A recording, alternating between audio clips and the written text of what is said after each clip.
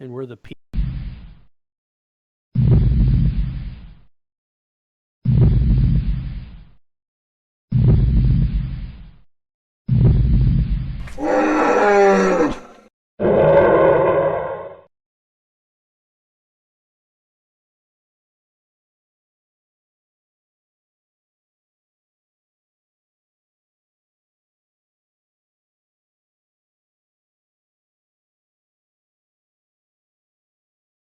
Those charms, was there a physical item that we needed to put in our inventory, or? No. Okay. I just dragged the spell over. Alright, I'm back. Has Steph shown up yet?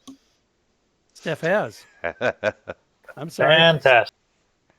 I got wrapped up in something. I would have been more aggressive about getting out of it if I'd realized I was holding up the crew. My apologies. So, Just for that, the next session you're going to spend with Ball Cop. no. You're not bringing that. You're not going to bring that hot mess back into our lives. Uh,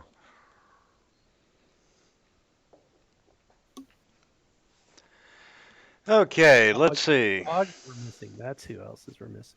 I'm sorry. We're missing Augie. That's I was Yeah. like, God, it seems like we're missing somebody. No, Augie's here. It's Augie, Riggy. Riggy. Oh, okay. Kathma. All Yeah. right. Chat. I He prefer is. to We're say down he to says one fucking tank again. Reggae. No, we have two tanks because one of ours can turn into a dire wolf, right? It doesn't feel very tankish. Dire Bear, yes. Well, it's a Like- bark skin. See. So you cast the bark skin and then do dire wolf. Okay, well, I get it. Yeah. SF2. Then I'll conjure up some other wolves to go with you, and you'll have a whole pack to go with. Cast like Long Strider on yourself and like jump or something. Haste, if you ever get it.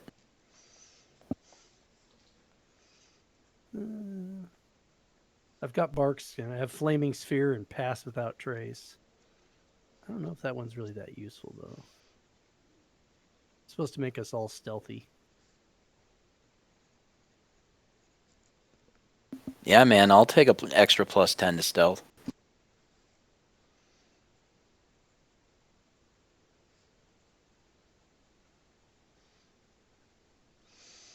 Okay, so last time you were following the eastern shoreline to the heart of Uptow. You encountered zombies and zombie gorillas. You had a brief interaction with the lobster people. And you watched Kawasha die instantly from a zombified T-Rex. With indigestion. Well, I guess next time Kawasha will know better. Well, maybe if you solve the death curse to where he could be resurrected. Yeah.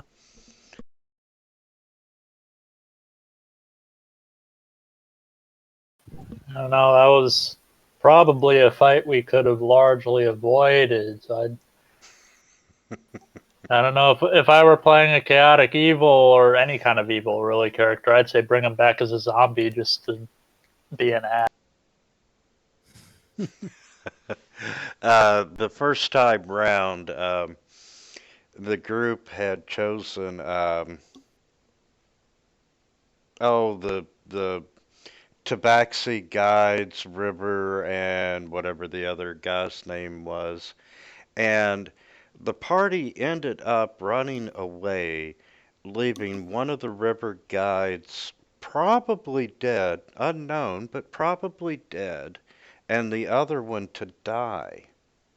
So I had him come back as a zombie, and The Walking Dead, where Michonne comes walking out and got the two zombies on the chains. Mm-hmm. A little bit of fun payback. And hey, I even got to kill a character, so it worked out well.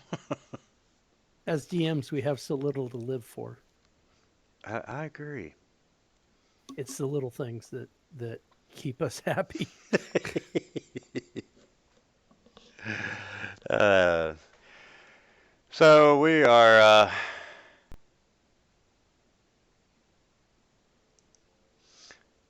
You're working your way around the Aldani Basin and headed to the heart of Uptow.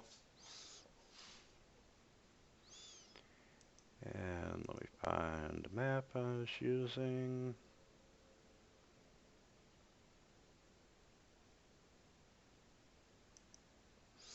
So, anyway, before you scared off the T-Rex,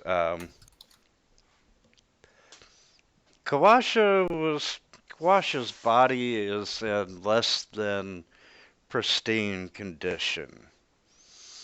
What do you want to do with Kawasha? Do you want to give him the proper burial, which Kathma, being a local, would be all for?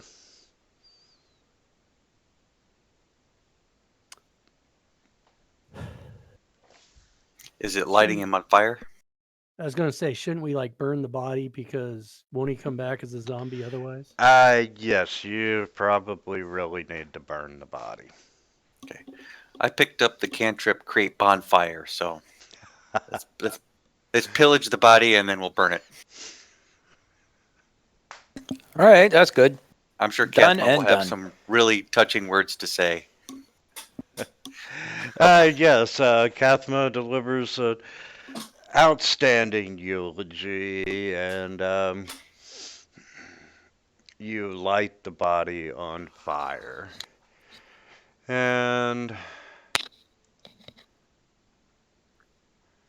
let's see, I don't even think he had a gear parcel.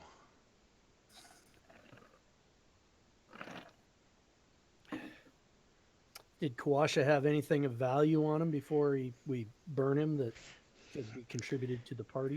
No, not really. Being a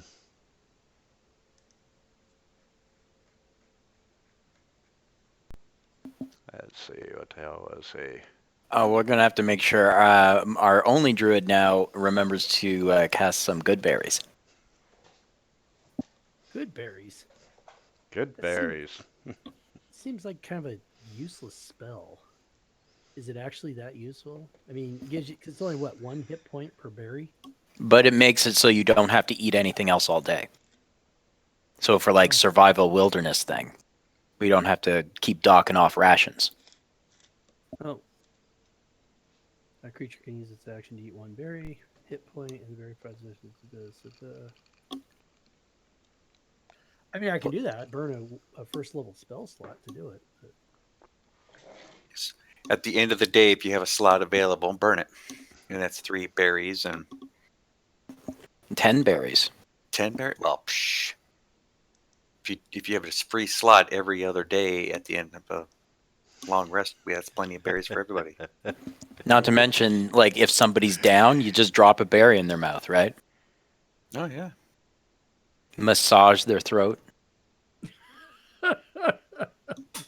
as they wake up, what the hell? Massage your throat, dude. The life cleric with druid that berry spells on down my there. party, he always makes a point of dropping his berries in their mouths when they're down. So, what spell slot would I give in favor of good berry?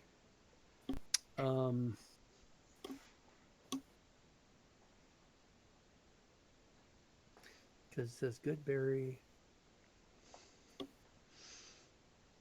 See, okay, yeah, you have 24 hours to eat them. So I see what you're saying.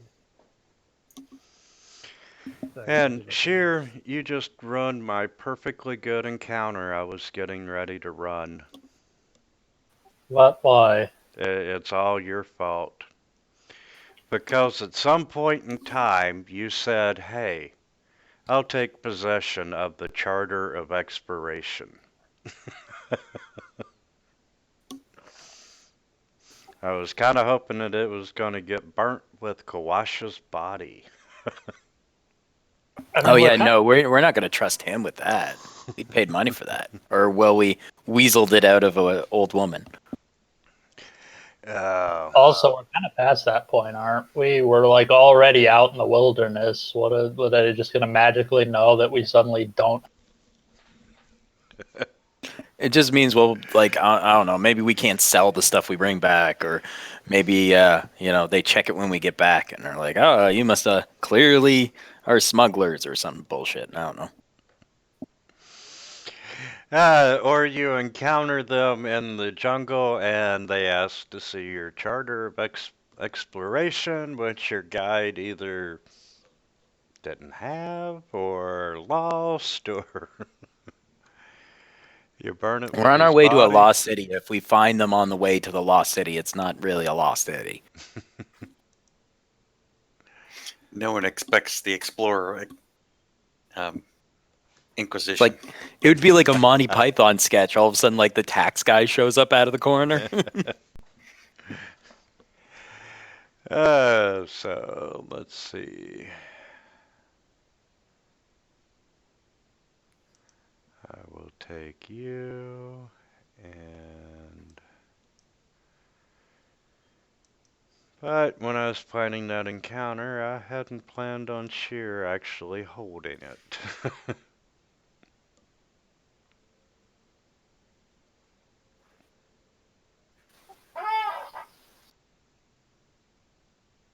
Oh, sorry. Well, it's your experience points, not mine. And I need maps.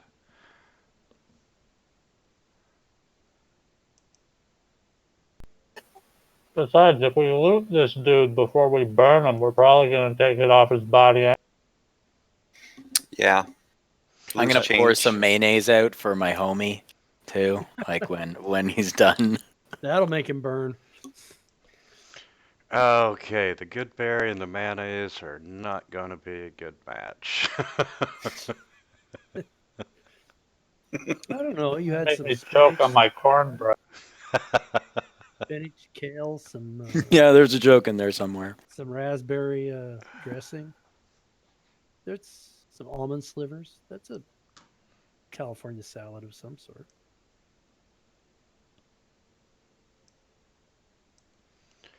Okay, there's Diego. Kawasha is done. Kathma's comatose after seeing one of his compadres eaten by a zombie T-Rex. Or a thing.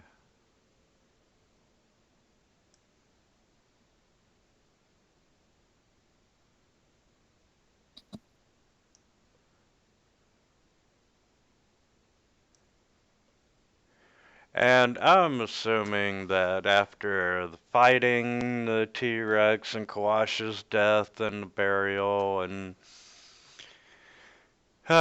Bjorn being wounded, you're all gonna want to take a full rest.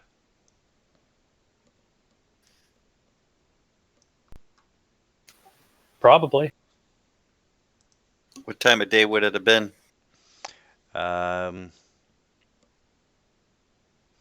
Yeah, I'm thinking it would have to be early evening, afternoon. Yeah. Then definitely find a place to hold up and And of which you were able to find a safe place. Before we take our rest, I will load up on good berries. Okay, you have loaded up on good berries. Sounds like a, I don't know, it sounds like a commercial jingle in there. Good berry, good berry. I don't know. they're Smurfalicious. That cereal that the Greenberry. I don't know. There's some cereal they're always pushing. Grape nuts. Oh wow. You know, I do have a good berry house rule that I've never gotten to use. The number of good berry is dependent upon the amount of mistletoe on hand. Well, we're in the jungle, and everybody knows the jungle is. Do you have infested druid with craft? lizards. Can't you just druid craft like a mistletoe? I can. Uh, Good thing Quasha had a backpack full of it. what, 2.5 years of playing D&D again, and no one's ever said the word Goodberry. We're going to Oh, call them druid nuggets. okay. I'm just gonna ignore that one. Was a joke a friend told me yesterday. Guy comes into a bar with a monkey, and the monkey gets off the leash. It goes crazy. It's knocking stuff over and everything. And then the last thing it does is it eats a cue ball, and then runs out the door. And the bartender's like, "What the hell?" And the guy's like, "I'm really sorry about that." And he pays for all the damage, and he leaves. And the next day, he comes in. He's got the monkey again. And once again, the monkey jumps off the leash and runs around, and then it grabs a maraschino cherry out of the jar, puts it up his ass, and then pulls it back out and eats it. The bartender's like, "What's that all about?" He says, "After yesterday, he checks the size of everything he eats." So anyway, I don't know why Goodberries made that joke. Oh my god. That's where your mind went with Goodberry? Well, Like, that's the Goodberry. next direct correlation. Okay, well, good pool ball, good pool ball. I'm just curious on how certain people's minds. I don't think you want to go there. The druid I don't want to go any further, no, but I know where the line is now for next the time. druid likes to think outside the box. The druid's a thinker. Outside the monkey. Think outside the monkey. That's right.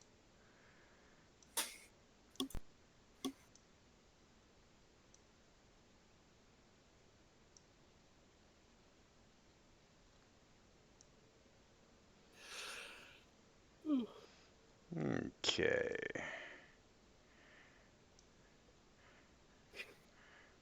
What the hell? Is anybody else having Zoom issues? Nope. Nope. Works for me.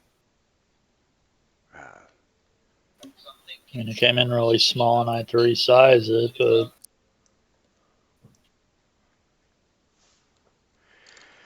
okay. Y'all give me just a second. I'm gonna swap mouse batteries. It's funny you mentioned Zoom. I spent all week on a Zoom call for work. It was a little bit painful. Well, there's like it was ran out of DC, and there's like 45 people on the call. So, Holy cow. and it was a 4-day meeting. So every day for like 4.5 hours, we'd meet. It's a big project coming up, a big program. It's a 5-year program. It's like $4 billion, and my little slice of it is gonna be fun. So the good news is I can use all the overtime to buy Mexico with, but because it's gonna be a shitload of. Well, you see, the FAA, we still use very old signal types, RS-232 digital. Our digital signals like RS-232, and we don't use Ethernet style IP addressable signals for a lot of our equipment still. Oh my god. The agency I mean, we still use analog phone lines and stuff. We don't. Our equipment is designed analog. Our voice switches we use, they're analog based. They're not digital, and so the problem is we can no longer purchase equipment to upgrade our networks with our voice and data networks. So kicking and screaming, the agency's being drug into the 21st century. So, but here's the thing: the agency has roughly 10,000 facilities across America, between Alaska, Guam, and continental U.S., and then Bahamas, places like that, Hawaii. We have all these facilities, and we have these data types that we have to convert to IP. so that we can, because the phone companies are starting to no longer sell analog lines. Everything's digital now. So we're like, if you've got an RS-232, how do you put that onto an Ethernet to put it onto a fractional T1 so that the phone line will get it where it needs to go? Well, now you got to convert it to Ethernet so you can put it onto a switch, which will then go onto the network and in 10,000 different facilities. So, Oh, wow. Yeah, it's a huge, huge project coming up. Too much fun. Okay, so you all are walking through the jungle on the east side of the basin, headed toward the heart of Uptown. When off in the distance, and I mean very short distance, you can hear this um, buzzing sound. And it's rather large, and it's coming from the northeast of you. And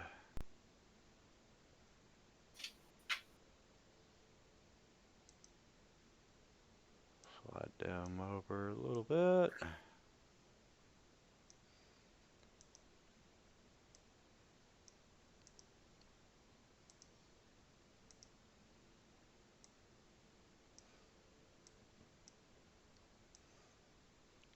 And as you're looking, trying to identify the sound,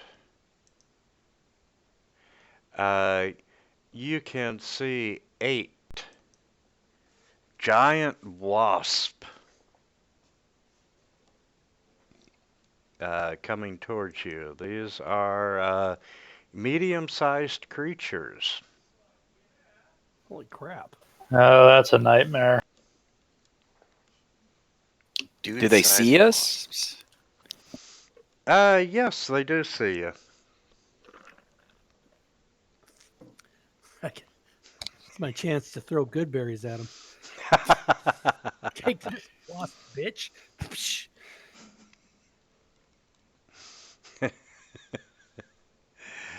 How high off the ground are these things flying? Like, are they close to the ground, or are they way up in the air?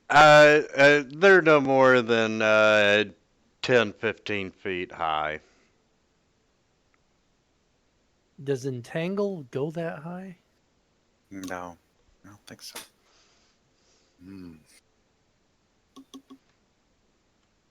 Yeah, they got to be on the ground.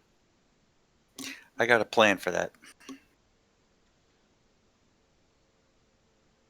Should we roll initiative? Yes. Let's roll initiative. Man, I suck at initiative. Every session I roll 4, 6, 5. Hey, rolled higher than me.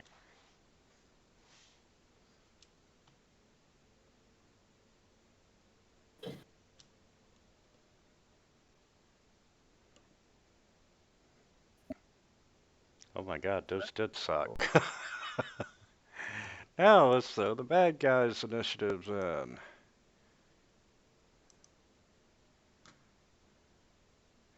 And Diego, you are up first, but you can see them and you can hear them coming your direction. Okay. Let's see. Oh, we're not locked. And you're locked. Okay.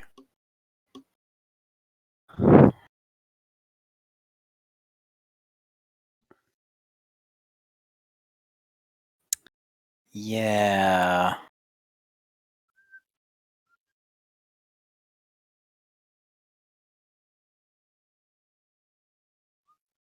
Is there any place that I could like try to get some cover, like these like stumps or anything, like where I could kind of like duck out of sight and try to hide, like break line of sight? Yeah, any of the thick foliage. Okay.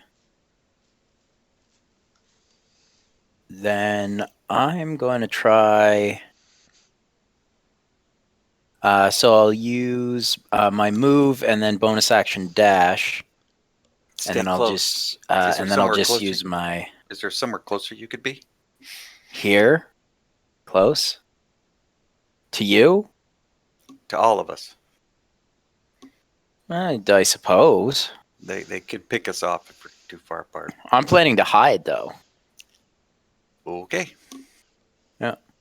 So I'll go there with my bonus action to move as well, and I'll use my action to hide.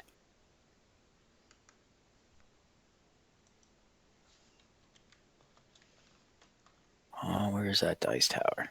There it is.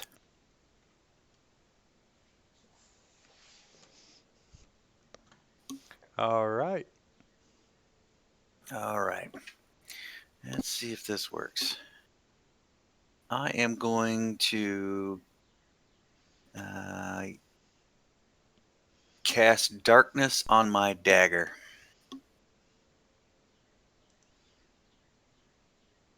That's my action. And then I will have Thing grab my dagger. Darkness is a sphere of 15-foot radius. So I will make a 15-foot, no one can see in its sphere around my dagger. Okay. And I will have Thing fly up so that he is about 10 feet up in the air. So the bottom of the sphere, or he'll be 15 feet above the ground in where that sphere is, so that the three of us will be able to actually, I'll move right under him because I can see in darkness with my devil's sight. But the rest of the party can't. But the sphere is, the bottom is touching the ground, right? So Bjorn and Moltak won't be in the darkness because the sphere is round, right? You see what I'm talking about? Yep. Okay. So the wasp will have to fly down to get to them, and they'll have a chance to attack back. That's my theory, anyways.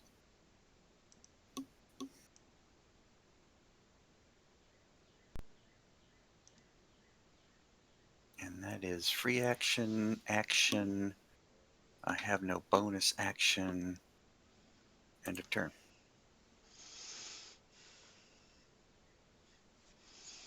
Okay, and the wasp fly. You just took all the fun out of my encounter, man. Every damn bit of it. It's like Balkov is here. How many combats did he ruin for you? Everyone? Most of them.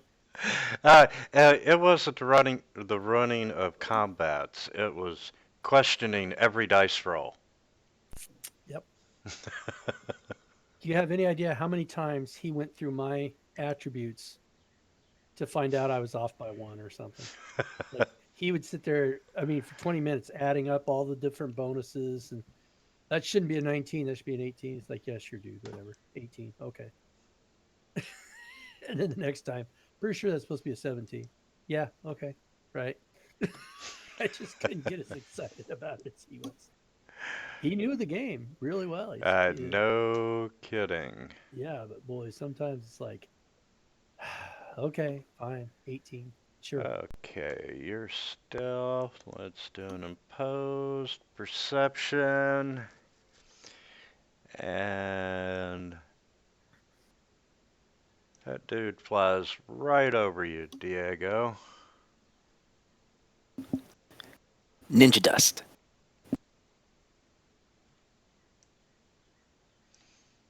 And a lot of them are checking out what this big thing of darkness is.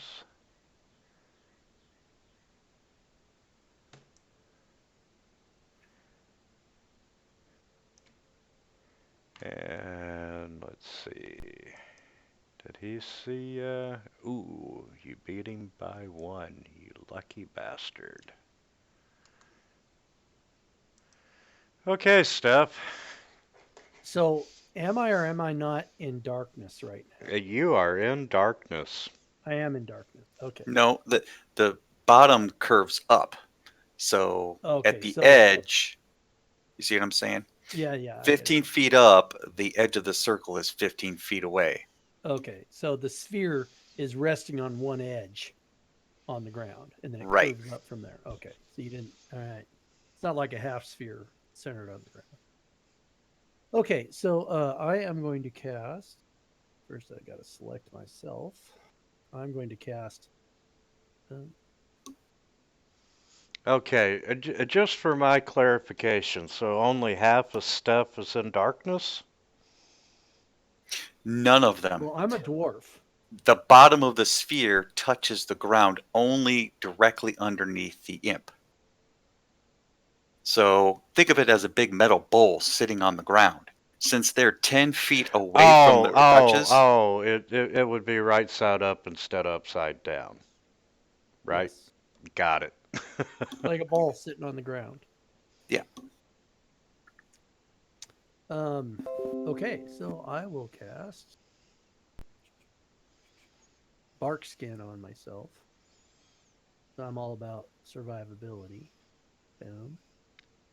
Now it has a duration, it says, of 1 round, but that's not right, right? Is it? What's the duration? I of think it's bark one turn or something. bark skin. Might even be longer. I don't Says know. duration is concentration up to 1 hour. Oh, there you go. that's right. So I'm just gonna. Well, you'll have to. Bark skin. You'll have to change the duration. I can't. Can I? No. So up to 1 hour as long as. If you cast it, because hopefully you'll get hit and lose your concentration before it runs out. We can only dream. So then wild shape, that's a bonus action for me, right? Because I'm circle of or druid of circle blah blah blah of the moon. Is that correct? Yes. I believe. So let's open that up. So here I go. God, they got enough fucking buttons in here. Effect. Nope, that didn't work. That made me prone. Which button am I pushing? Cast. Effect. There we go. I think that did it. Yep, now I am a wolf. So now I can move, right? So You still have movement, yes.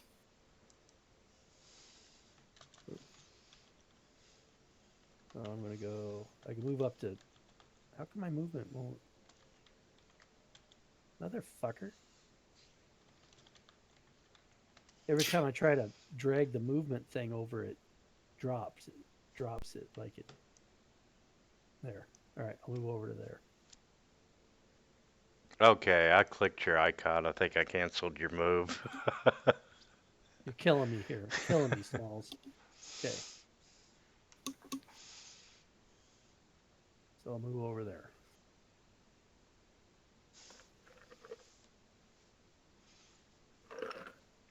Oh, and I got to forward to the next guy. So, Thing, Augie. Thing went on my turn, so Bjorn? Yeah, I need to move him up. Okay.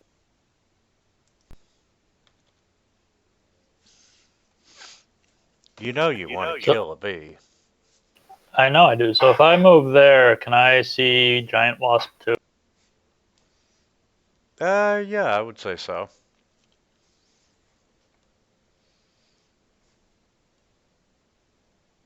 So I'm gonna move there.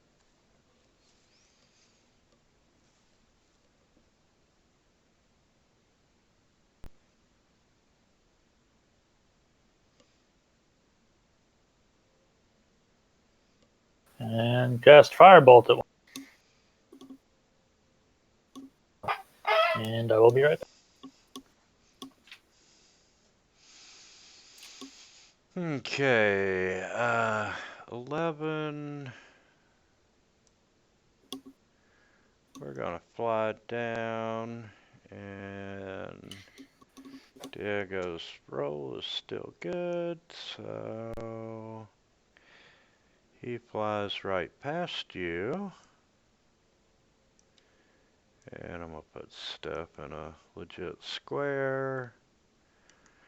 We'll have the wasp fly down, and hey.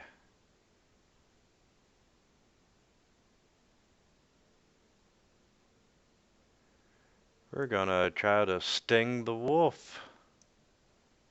You miss. Okay, yeah, I did.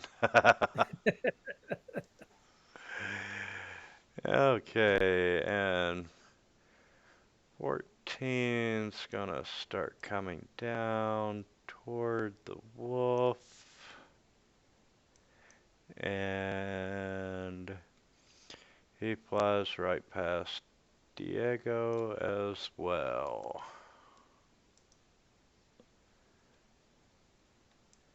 23. Let's go ahead toward the wolf.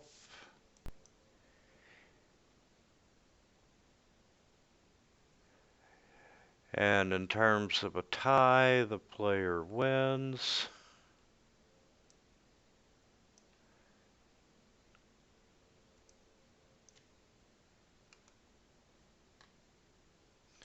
And let's try and sting the wolf. Whoa, what's going on?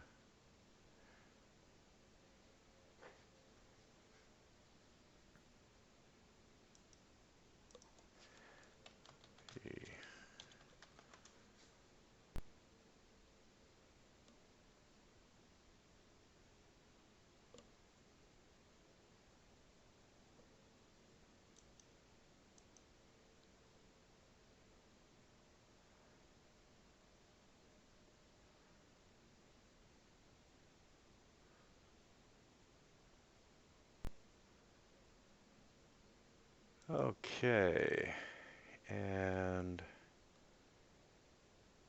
we'll have a discussion about that. And let's try to attack Steph. What the hell, man? Yeah, there's others. It's the But Quasha thing, isn't it? You make fun of Quasha once and you're branded for life. Hey, you missed, and Kathma's not there.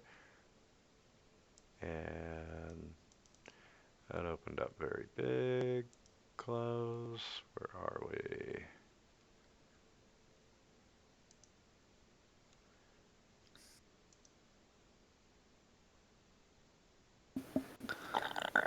All right, so I'll hop out of hiding. And I shall attack the wasp sneakily.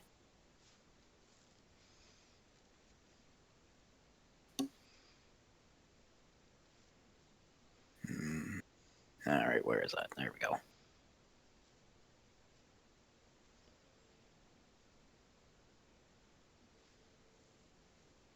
Yes. Nice. Okay, so they're that strong then. And then I shall continue the run to here, where I should be able to break line of sight. No, maybe not. That wasp might be able to see me. Wasp number 2. All right, I'll just stay here.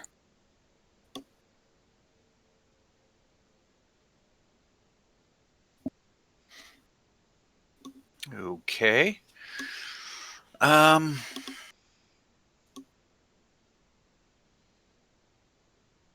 Interesting.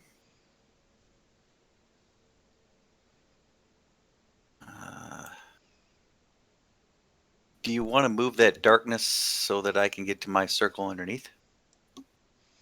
Winter? You should be able to get to your circle. Oh, okay. Let me move Augie out of the way.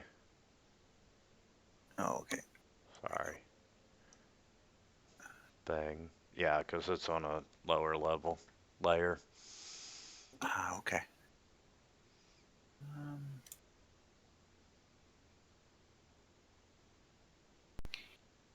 um,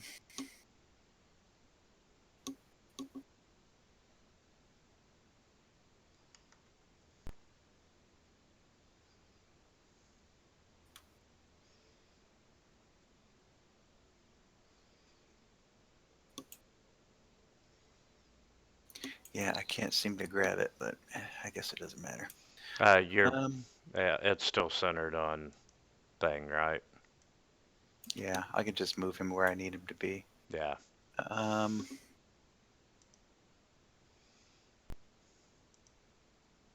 let's see. They're up next, so maybe I want to be.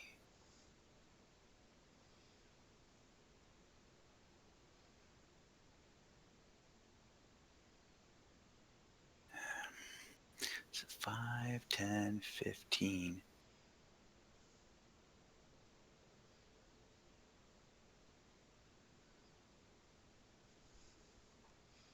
Yeah, I'm going to put him so that 3 of the wasps are in darkness. And I will chase after him to be in basically the same place. There. And he can be down on the ground so that hopefully they'll be in darkness and won't necessarily be able to attack Steph as well.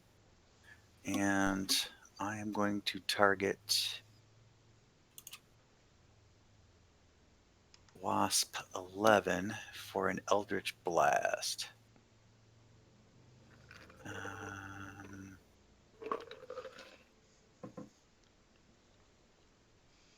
Ooh.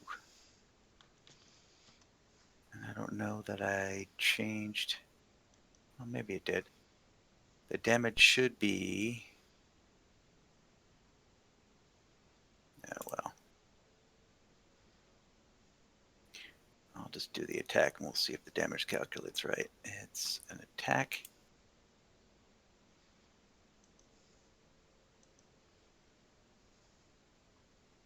And try it again.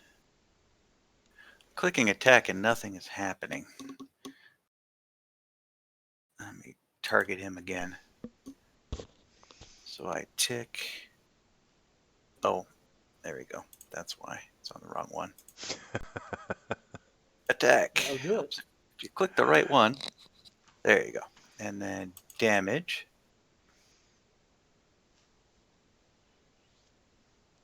And 9 is not enough. But that's what I did. And that is my turn.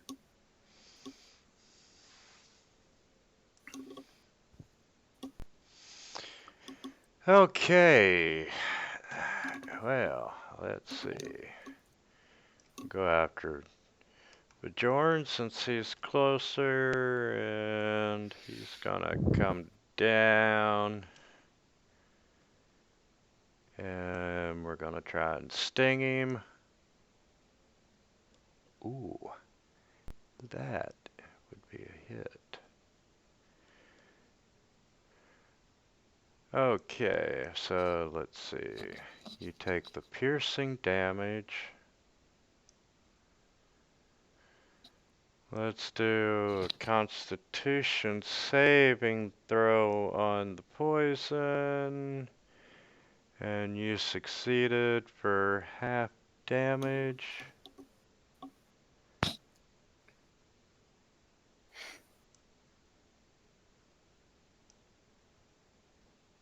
Which Oof. kind of That's not cool. hurt. Whoa, that's half. Well, in all fairness, it was a really good roll. And hey, Diego is no longer stealthing, correct? No, and the darkness ball went away. Yep.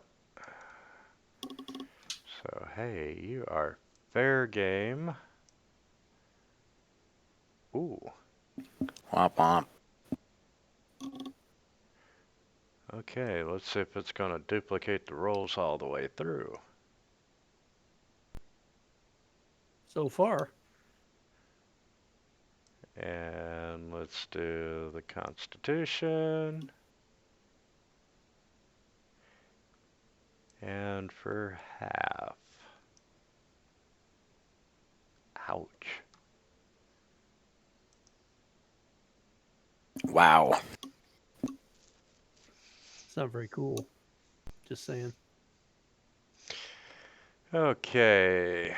Oh, 6. He's got a clear line of attack. Is he at disadvantage because he's kind of in darkness? Or is that 15? No, And I'm back. Yeah, 16's south of him. So he misses, and he's just gonna fly over. And 9.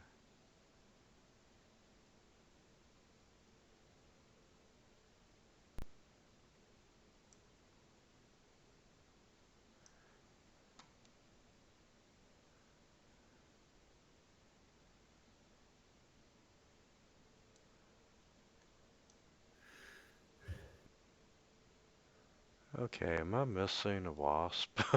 Yeah, I don't see him. Okay, we're just gonna skip him. Is And he under another trash. wasp, maybe?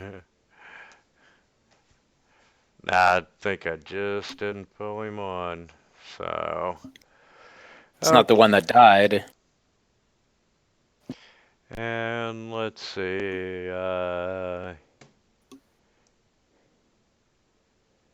Yeah, 15 is just going to fly around blindly and end up making his way out of the darkness. All right, Steph. So I had targeted giant wasp 6, but I'm wondering if I should go for wasp 11 since he's already hurt. And I will attack. If 11 is in the darkness, it's disadvantage. If 11 is in the darkness, it's at disadvantage. Yeah, because you can't actually see the wasp. You could probably hear it. Oh, okay. Well, I rolled a 1, so I don't think. You hit no matter what you hit. Yeah. So, and then if I move, do they get an attack of opportunity since they're in the darkness? Not from them. You would just get one depending on which way you move from 6. You know what? It's fine. I'll just stay there. So I guess that's my turn. I can't believe I just wasted that attack. So, and I'll be right back.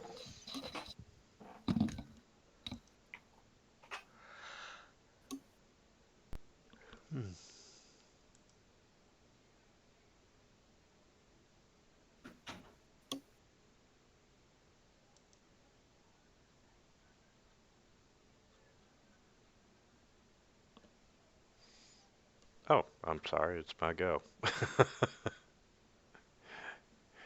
And, 11, he's just going to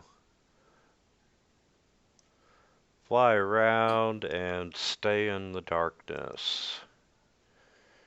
23.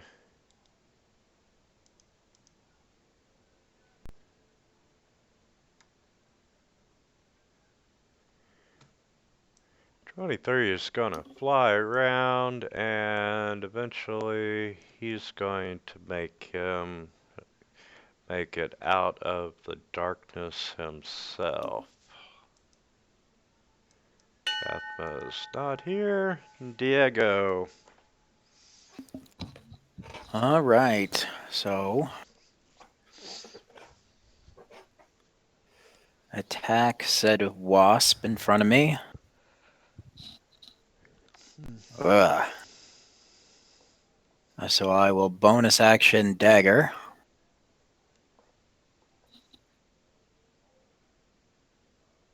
Well, that's unfortunate. But I can still fancy footwork away. So I'll go 20 here. And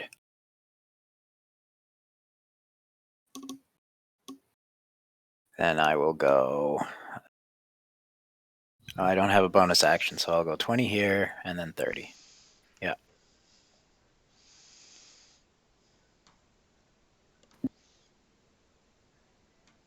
Okay.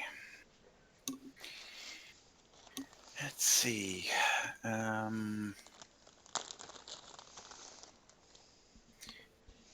Giant Wasp 2 is injured. So I'm going to shoot that one to hopefully kill that one off.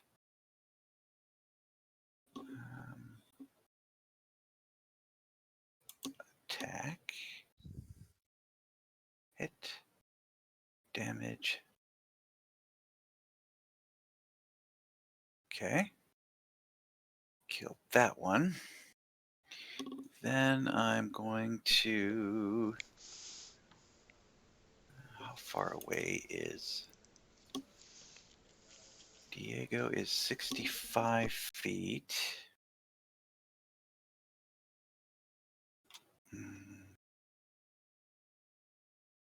And my healing range is 60 feet. So if I move 5 feet there, and I target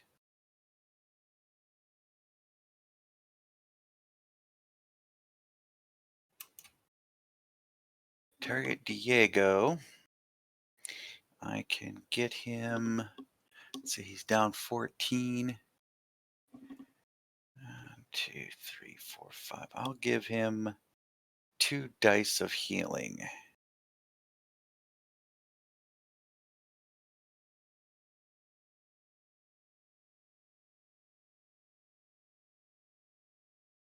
Them healing powers.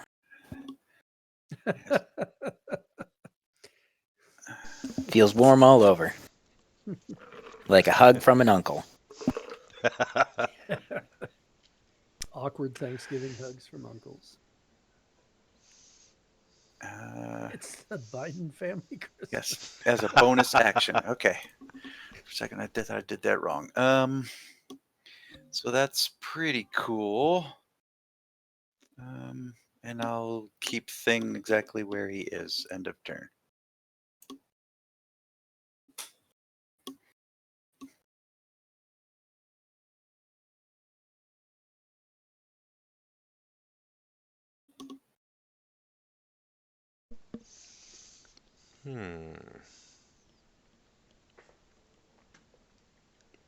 Sure, still got some hit points.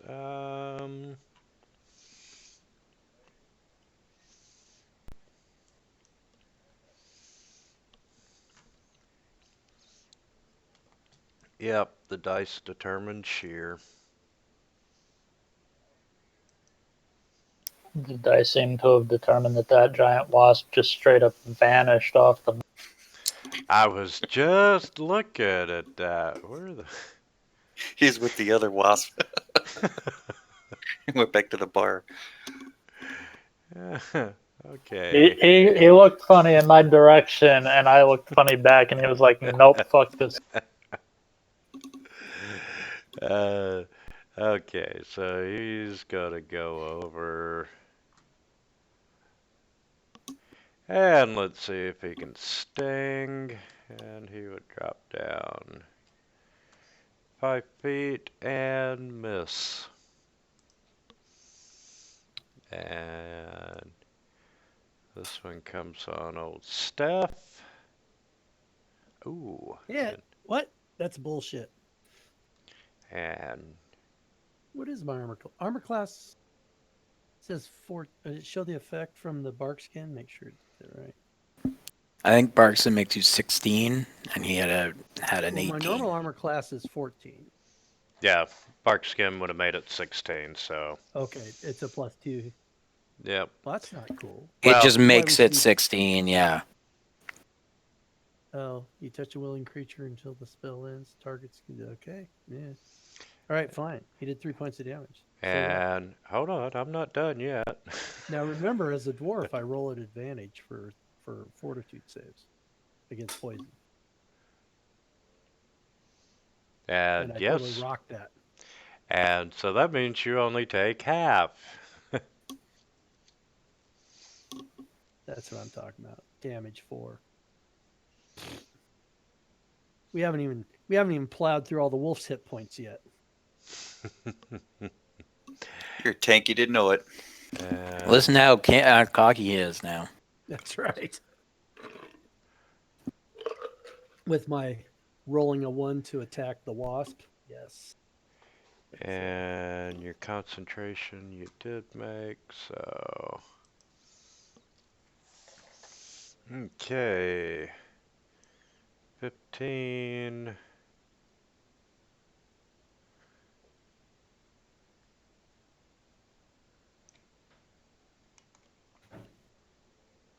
So, Orin, you would be visible, right? No, I had thing go down to ground level, so it's 15 feet straight out. Okay, alright. So, let's let him continue moving. Alright, Steph. Okay, wasp 6. I'm gonna bite the shit out of him as soon as I get on my action tab. Are you fucking kidding me? Oh, take an Wow. inspiration. Take an inspiration. Try that Dude, again. you did twice as good as you did last time. There we go. Take that. And some of that.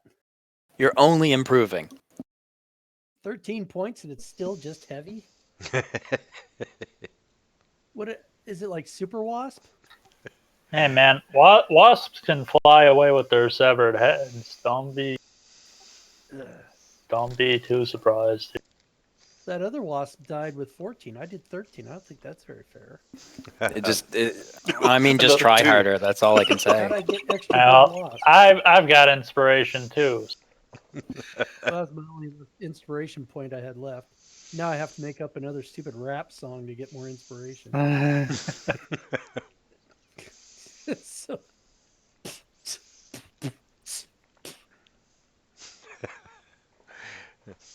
Okay, I hear the spitting, but I don't hear no lyrics. Can you give him can you give him inspiration so he doesn't sing? I was going to say. You know, yes, I will. DJ Waspy Wolf. That's right. Wasp. They were a great 80s band. Okay, 11. Yeah, he's just gonna fly around and still stay in the darkness. Can't quite figure out how to get it out. Number 23 sees his buddy getting bit by a wolf. And he descends to 5 feet. Goes over and... Ooh, plants that stinger. Ooh, your AC would be 16 due to the bark skin. Yes. Ah, I knew that thing was calculating it wrong. bark. Okay, so we need to add bark skin and your AC, so it'd be, you're at 14 now, right? I think my normal is 14. So I have a Okay. dex, or well, maybe not, because my dex is 15, which is +2, and then I'm wearing The wearing doesn't matter when you're a wolf. So Oh, right. does the right. dex add to the bark skin, or no? My dex says a wolf is 15. Okay, so it would add 1 as a wolf, so that would be a miss. So what should my armor class be? With bark skin, it would be a 16. Okay. Yeah, I see it says minimum of 16, but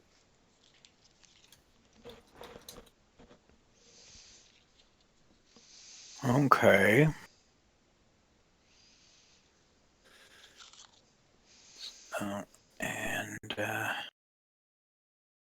Oh, I got another. Just go full 30 around here so I get advantage.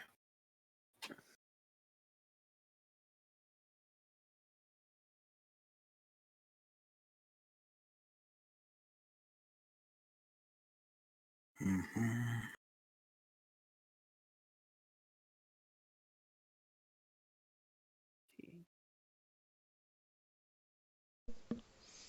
Okay, and then oh yeah.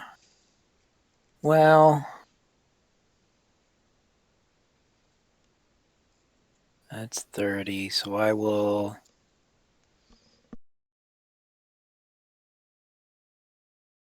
bonus action move into the darkness.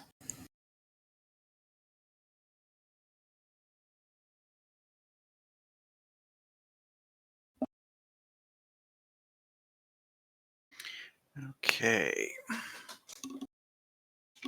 Hello, darkness, my old friend. Target wasp 6.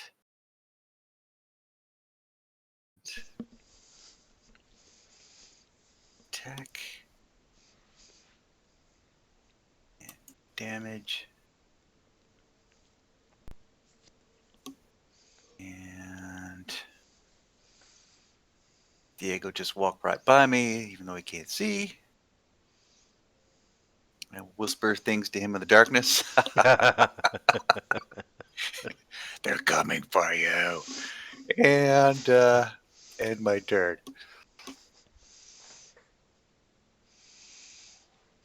Alright, and... yeah, 15. We're gonna head down to the wolf. bring it.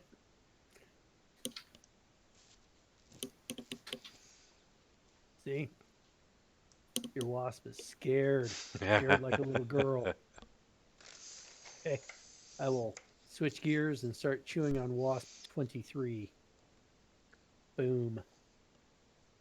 There you go. That's more like it. Now I'm in a groove.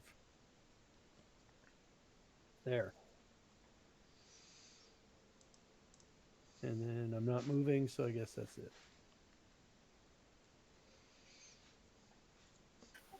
I'm gonna scoot down here, and this gives me advantage. Right? Yes. I scoot down there. What's up? Boom. Ooh. With my 4 points of I damage. had a feeling it was just going to be a 1 as soon as you said that. Yeah.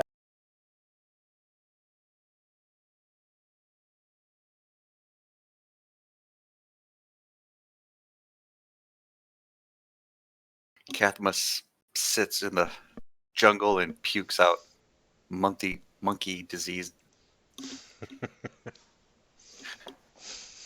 He is Mad rife with monkey disease. Okay, 11 ends up finding its way out of the darkness. And it's just flying around the circle. Diego.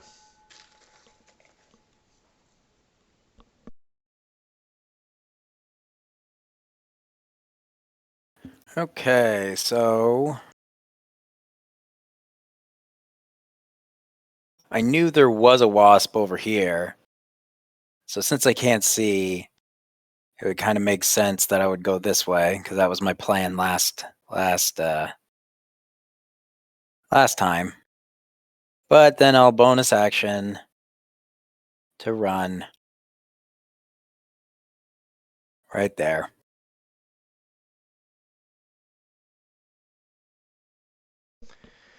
You know, you could have got inspiration if you would have just somersaulted over the wolf. I should have jumped on him, like mounted him. Whoa, Hold on here. nobody mounts the wolf. You got to buy me drinks first. You're going to end up taking my good berry. That's right. Yeah, but not until he takes mine. All right. Easy there. Easy. This wolf takes no man's good berry. You say that now.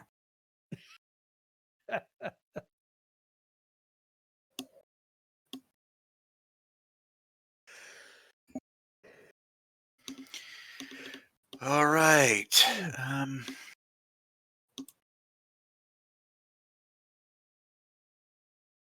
I'll have the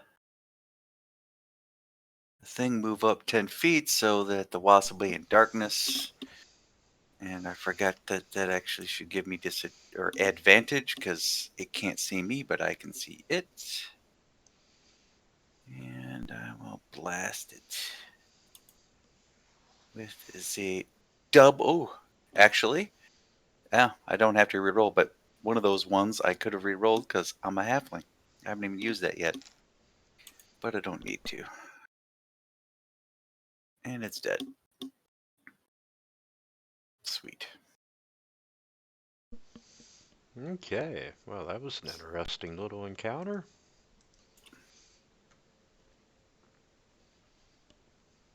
Yank this giant stinger out of my chest.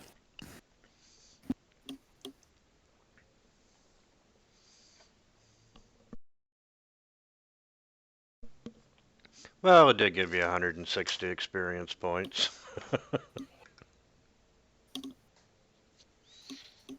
Just what, 5,000 to go? Yeah, the poison was no joke. You get hit by 2 of those and don't save. Yeah, that was kind of ugly. It could have been bad. Yeah, it was more than half my health and with one hit. And I resisted. 3d6.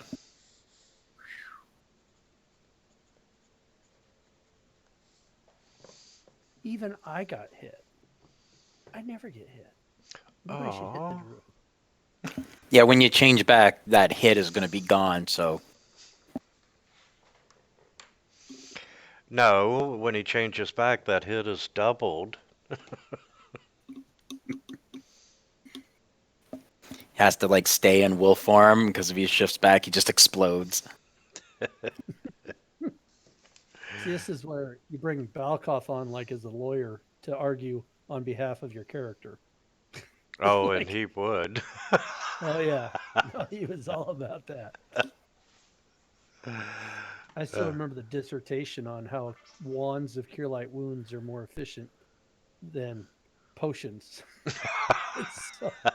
so he had the math all worked out, and oh no, you get this many hit points per heal from the wand. It's like a flow chart and a PowerPoint presentation. No, but his point, and it's a valid point, was that for the money, a wand of cure light wounds in Pathfinder anyway is much more.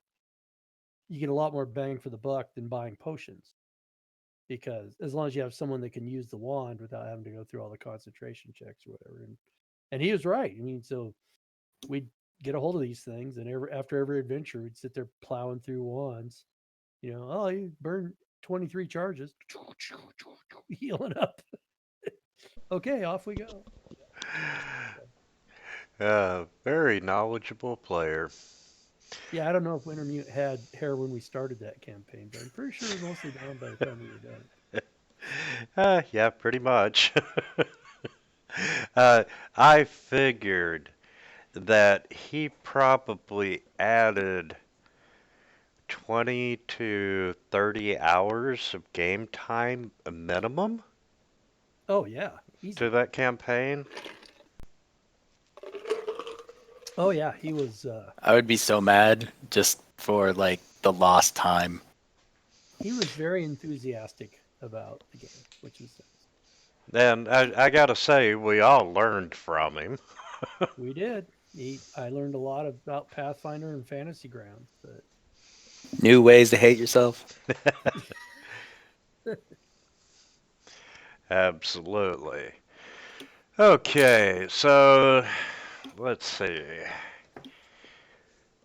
Sheer run my one encounter. Kath was not here for the other encounter that I had planned.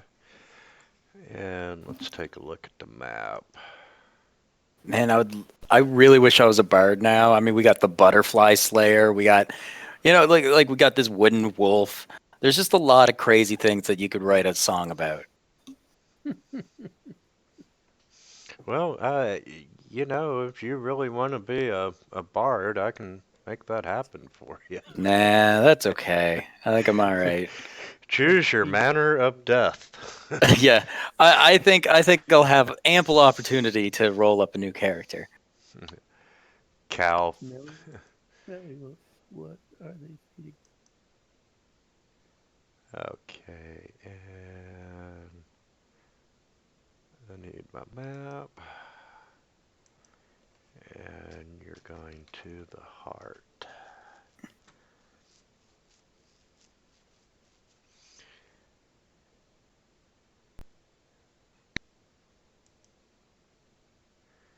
And that would be 1, 2, 3. I'm going to advance. I'm going to give you all, first of all, a full rest for whatever spells you have regained, or whatever spells you have expended. And then I am going to advance it to 1920 to day 21 in the jungle. And I'm going to put you down at the heart of Ubtao. So you did manage to slosh through the jungle with very little problem. And you see this earth moat floating.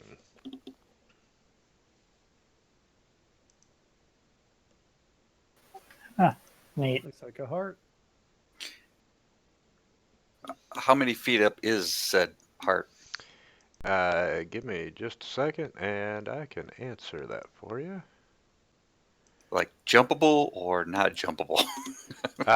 Probably not jumpable. Um, Okay. you see this massive chunk of earth and rock, and it's drifting over the swampy forest. It's about 100 feet above the ground. And once again, you see the petrified tree with its roots protruding from the bottom, and it looks like it's a gigantic stone heart. And the impression is only made more gruesome by this red liquid dripping from the roots. And this whole thing is slowly rotating. And you can see a cave mouth in the side of it. And there's a staircase that winds from the cave up to the flattened top where the petrified tree stands. And even at this distance, you can see that the staircase, it isn't a natural formation, that it was actually carved with tools into the rock.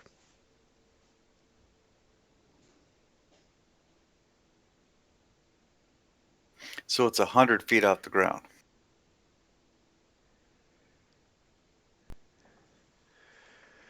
Okay, I got a hand. They don't proof check.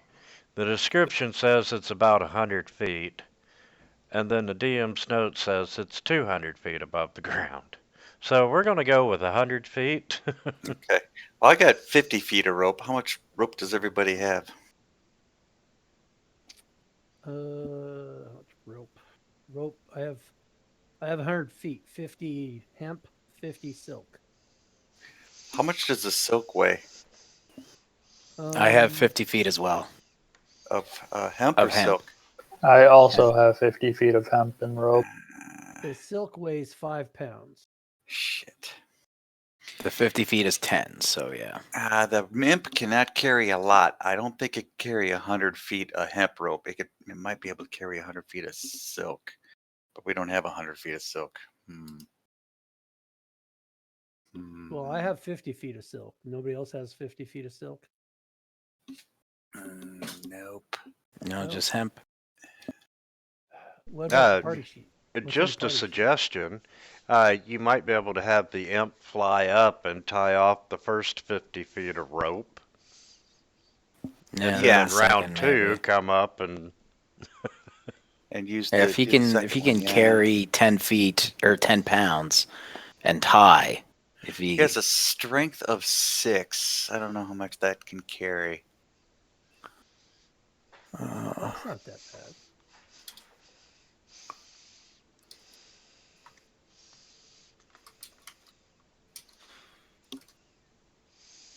your carrying capacity is your strength multiplied by 15. So 90 6 times 15. No, he has no problem then. 6 times 15. 90 pounds. And the hemp, even the hemp only weighs 10 pounds per 50 feet. So we're in like Flynn. Okay. He can tie. He has hands and can tie this off. He has hands, so he can go up there, tie it off on the root, and assuming one of us can climb up, the least weighty of us. That's probably me. I only weigh like 30 pounds or something like that. I have a climb up. climber's kit too, but I don't think it really helps a whole lot here because it's just a dead climb. It's just a straight like climb. There's nothing to grapple on with foot. No, if it had a Things or grappling hook, you use might be able pittance to use it Mm. to put it on better. But I imagine if he ties it up on one of those roots that are dangling down, Mm. that might be sufficient. Well, since he can carry 150 feet of rope, he might be able to tie it up near the cave entrance. That way we could just climb all the way up to where we need to be. Yeah, I would give you a few feet either way with the rope getting up there. Okay. That's the plan then. Hopefully it doesn't pick up speed. Okay. Yeah, we and- fall, we die though. Anyone fails that check. Well, I have an tent. We all know how useful that's going to be situation. So, yeah. You can just turn into a mouse and hop into somebody's pocket. Oh, yeah, that's true too. No, because then he's reliant on us, one of us passing all our. I suppose he could turn into like a monkey or something. He could turn into a mouse and the imp could fly him up. Yeah. That's true. Or the imp might just eat him halfway. Well, that too. We've talked about that, eating him when he was And a then snake. he'd pop into a dwarf and then they'd both fall.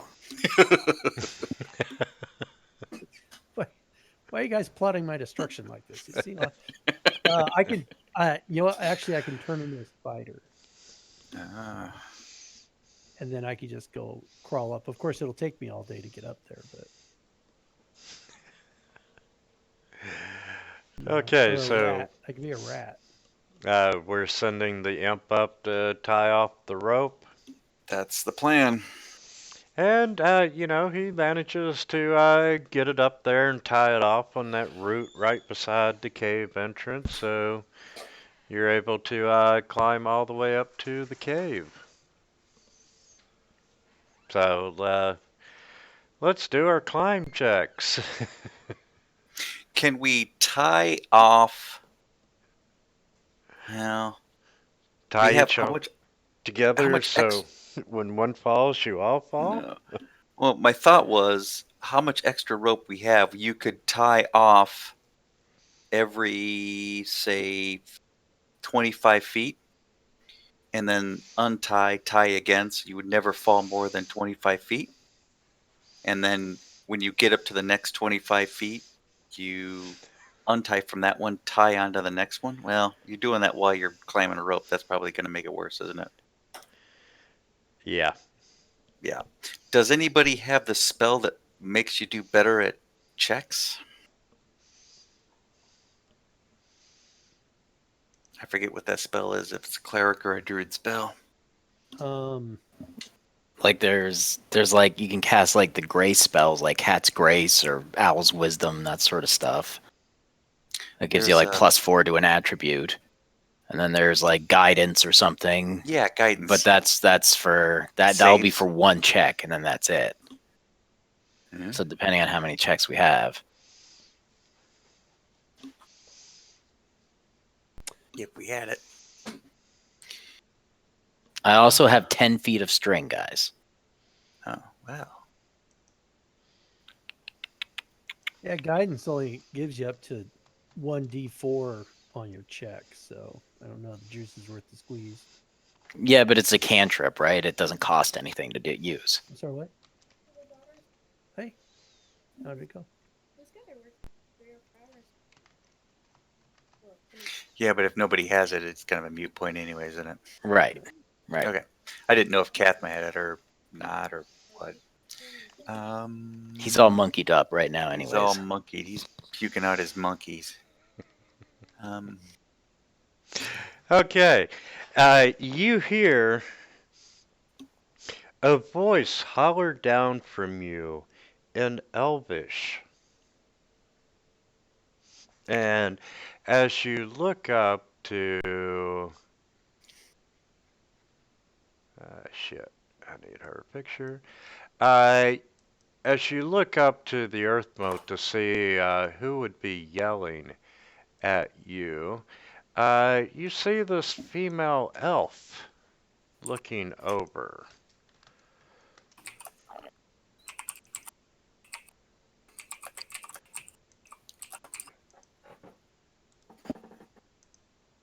I'll take an action and that's good for 100. Yeah, that's only good for 100 feet.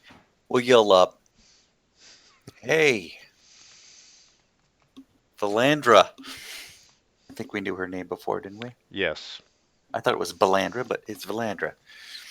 Valandra, any chance you could bring that thing down so we could get to you and talk?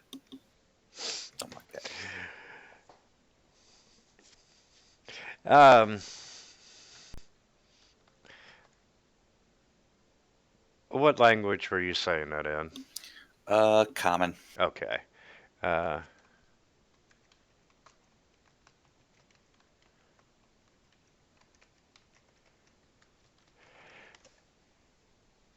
And you hear her say some more Elvish. Then she switches over to Common and looks at you and says, "Who are you? What do you want?" And not really hostile, but just matter-of-factly.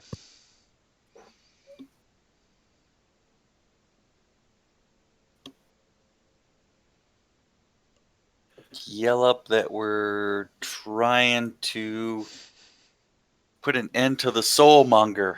And what was that Wanti's name?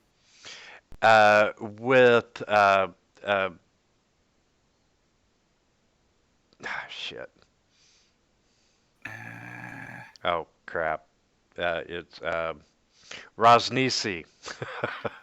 Rosnisi said that you might help us do that.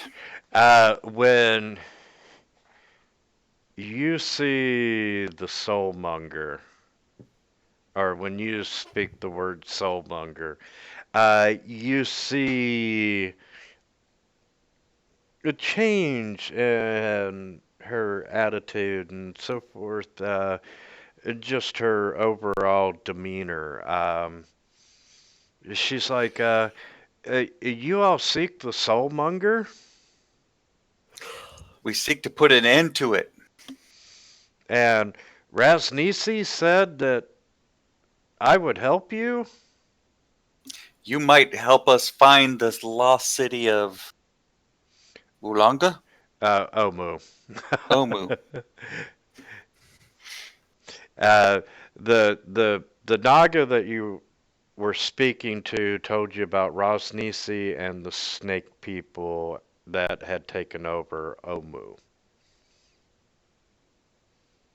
And you just told her that Rosnisi said that she could help? Oh, sorry. The Wan T that told us that. The Naga, not the Yeah, the the Naga Yuan-Ti are told you. probably the bad The guys. Naga. I was Yes. like, And oh, okay. Well, yeah, you all are seeking to destroy the soulmonger? yes, Saja Nambaza, the Naga, told us roughly where it is, but any help you could give us would be greatly appreciated. Okay. She says, in that case, we must talk. Stay right there. And you see her go back inside the cave. And. Uh, um, and you can hear some muffled sounds of magic in the language of magic. What is it? The spidery language? um, but you hear magical words being spoken, and a few seconds later, this arcane gate appears in front of you. And you see her reappear, and she's like, "Go through the gate, and it'll bring you up to me." Okay, I'll send the imp through the gate. And you see the imp on top of the earth moat standing beside a Valandra. Okay, I'll follow. Okay, and let me find out.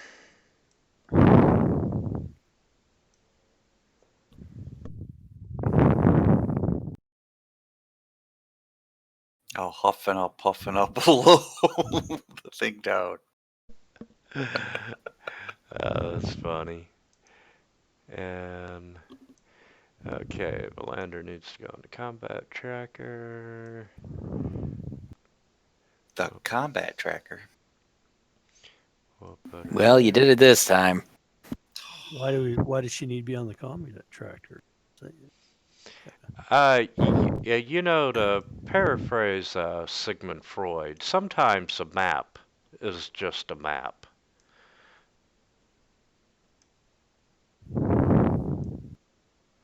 And before we cover the part of going up there, once again, the entire time that you are headed toward the. Hey, Steph, Yeah, could you move your mic back from your mouth just a little bit? like that. That's better. We're hearing you breathe. Darth Shear. Hey, I'm not the one breathing like that. Just wait till I fire Darth back Stefan, a good there you berry. go. But the entire time that you're headed toward the heart of Uptow, Kathma, being a local, is telling you about the religious significance of it and how the locals actually do think that it is, the actual heart of the god. And, about how Chultian priest used to fly on dinosaurs to get there to pray and whatnot. And let's see.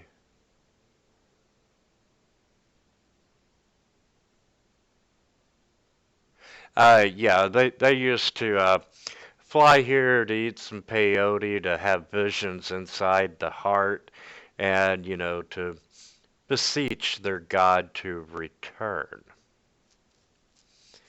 And new map coming at ya.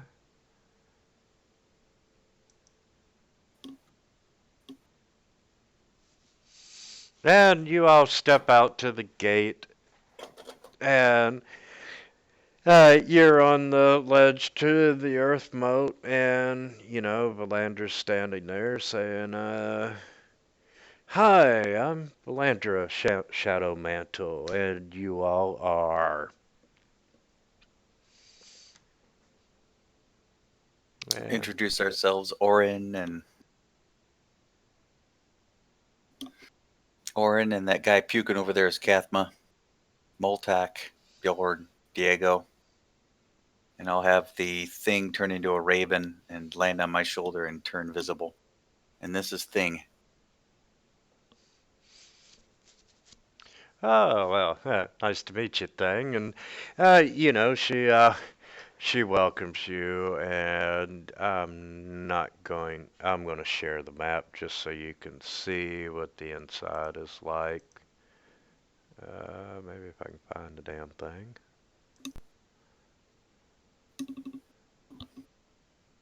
And she invites you inside.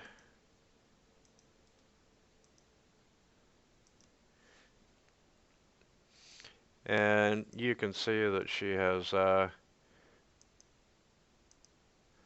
quite an interesting little abode here in the heart. You can see that it's musty and it's dimly lit by daylight, filtering down through the hollow, petrified tree trunk 20 feet above. There's a pool of dirty rainwater on the floor. You can see there's these natural pillars that are formed by the roots of the petrified trees. There's a bookcase, a desk, some wooden crates, and opposite the entrance are two open doorways that lead into a smaller chamber, and between them is a large iron cage.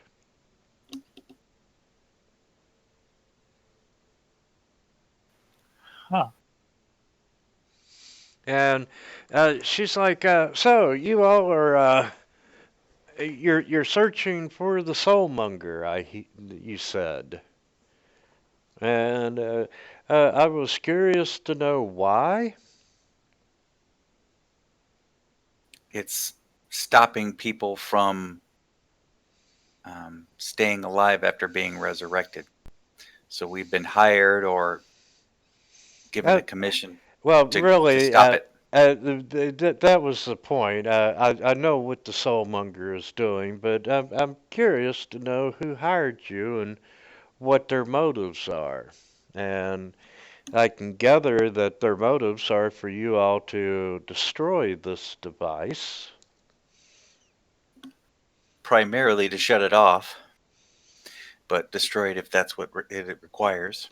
Uh, are you willing to name your benefactor Sandra Silvermane or whatever it was? She's the one that's actually paying you to destroy it.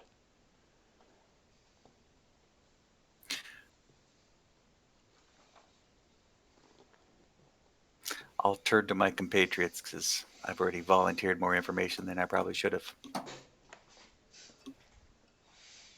And she's like, well, your actual employer, hey, you can keep secret for now, or you can tell me later. Either way, I too am searching for the soulmonger, and yes, your information that you received from the Naga is indeed correct. It is in Omu. For sure. I am absolutely positive of it. What do you intend to do with this Soulmonger? Well, I am of a different train of thought. And you know,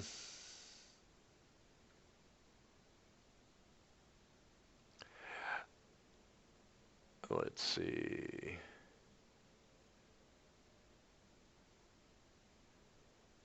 Uh, really, I am here to locate it and to protect it. A device of this ancient magical power should be studied in a controlled environment where it won't harm the outside world.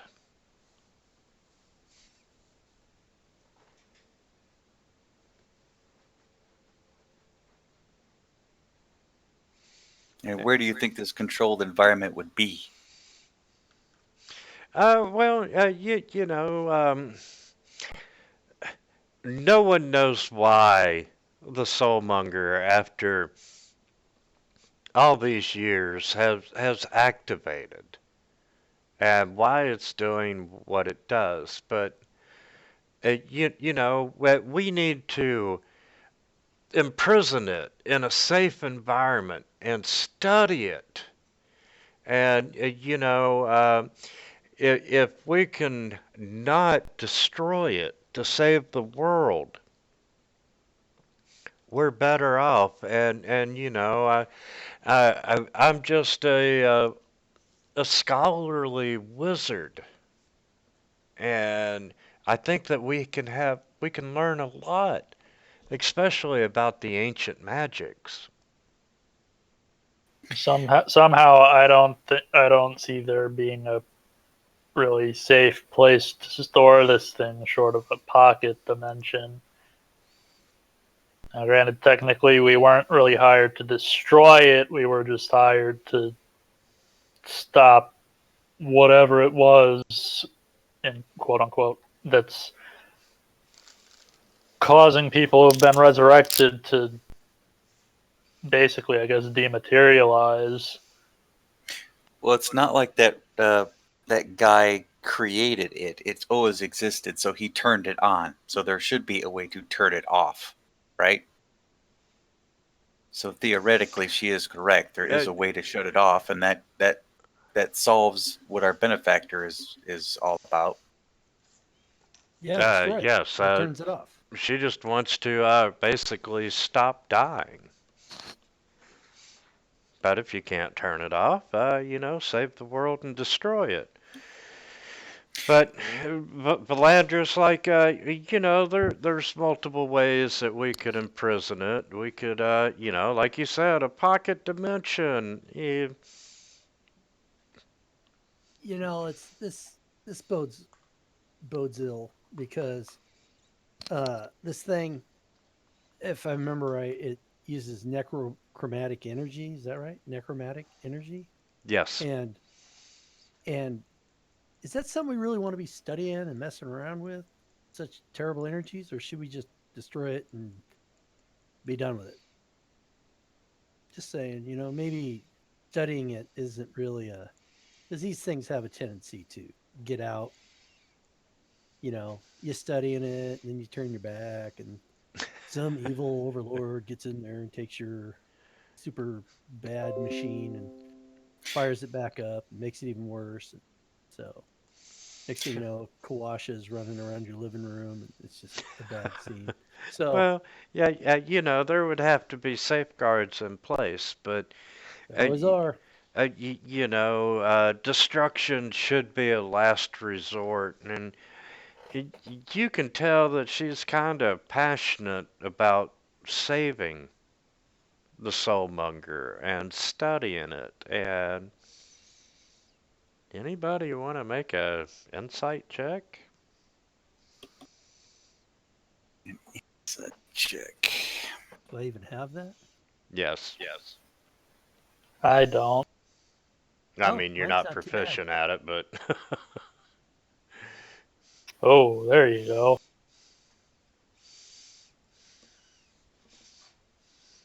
I know nothing. Accidentally rolled twice, but I'll take I that. know nothing. okay. Diego and Maltak, you get the feeling that she might just be semi-truthful.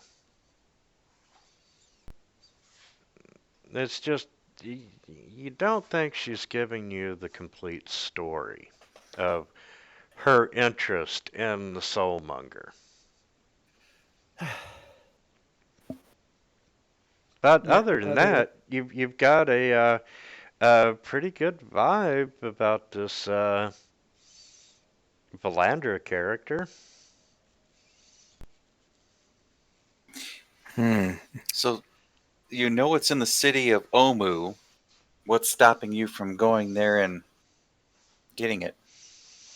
Well, it is only me right now. You know, I have dispatched. What would be a good term to use here?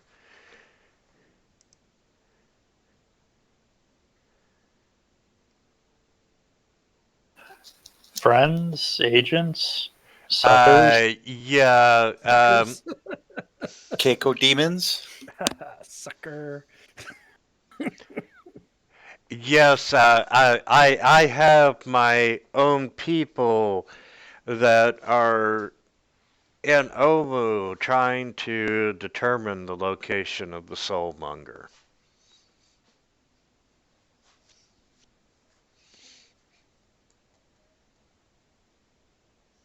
Who's your benefactor? Oh, this is just my. The interest is only mine. I seek to gain more magical knowledge. See, now that's some bullshit. Yeah. Well, without an Would have gone to insight high roll, school all you over won't again. know. Is Some there chick anything lying in there. that cage?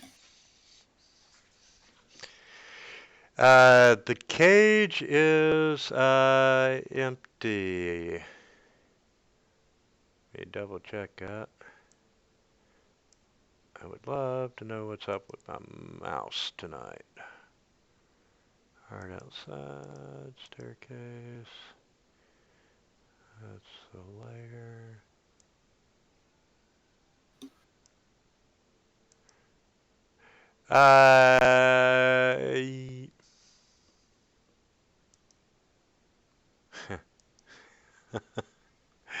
Uh, there is nothing in the cage.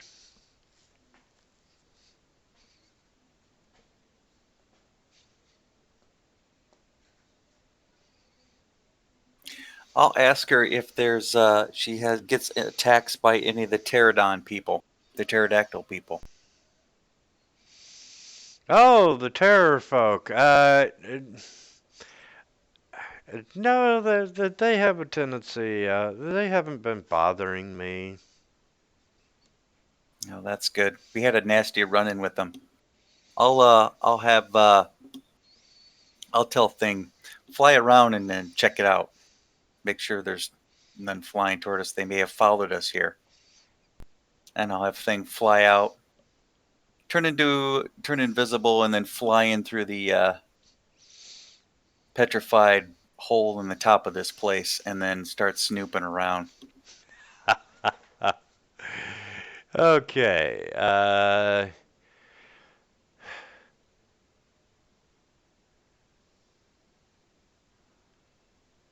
Okay. There's a book on her desk. How best to serve humans. Uh, How best to serve humanity. Great reference.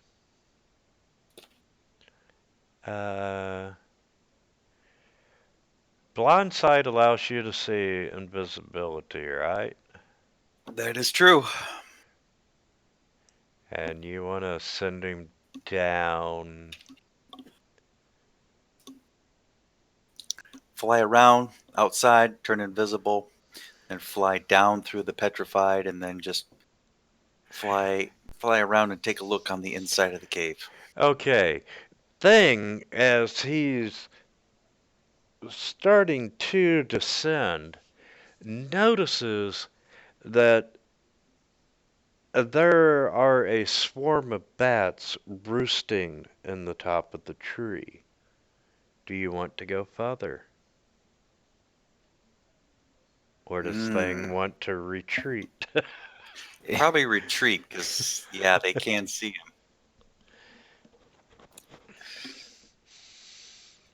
him. And she's standing in between us and getting in? No, let me move you all over to the other map because I can see where might go. Cathman needs to sense undead. That's what he needs to do. And, let's see. Here's Maltag.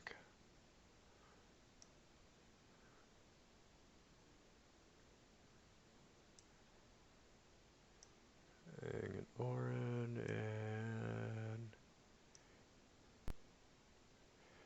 Diego.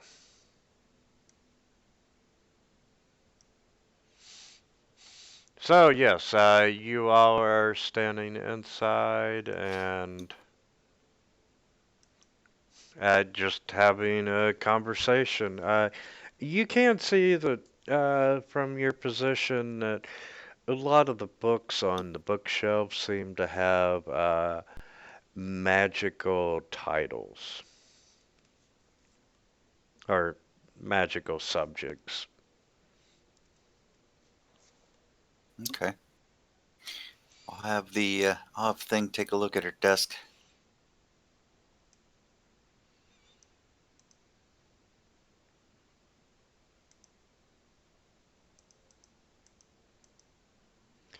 And let's see.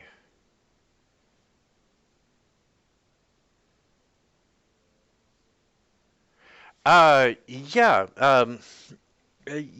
Things looking at her desk. You're glancing as you're talking at the bookcases and so forth, and they are literally filled with books, scrolls, and tablets and maps, and you can see a lot of the titles reference Chult in one way or another. And they seem to cover history and geography and culture, natural philosophy. And they all look very old.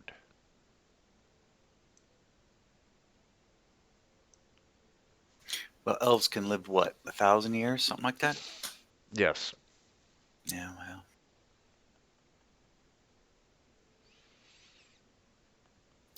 I'll And, ask her.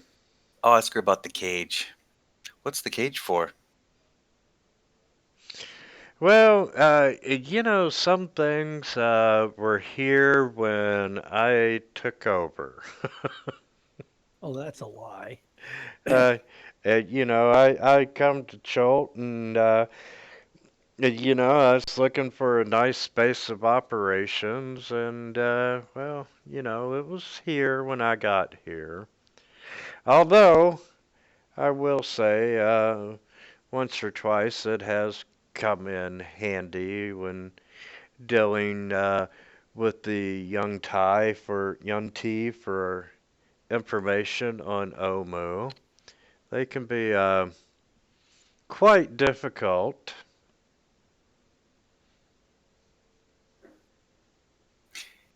Can you control where the Heart of Uptel goes, or does it just wander around this area? It just sits here and rotates. I Wow. have I have no control over it, or otherwise, I would be flying over Omu and watching my employees a little more closely. And she's like, finding this place was a fantastic score for me. And as you can tell, it's full of information on Chult. This place kind of leaks blood or something red. What is that liquid?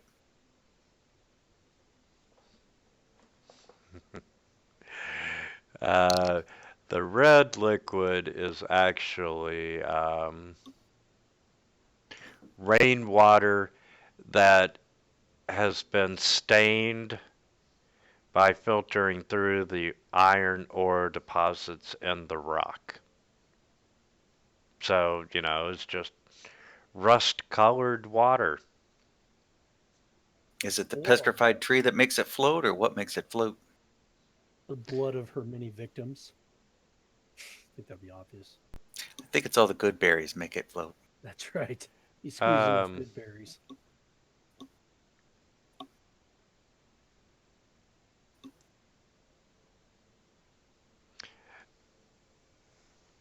you know, um, well, being an earth mote, uh,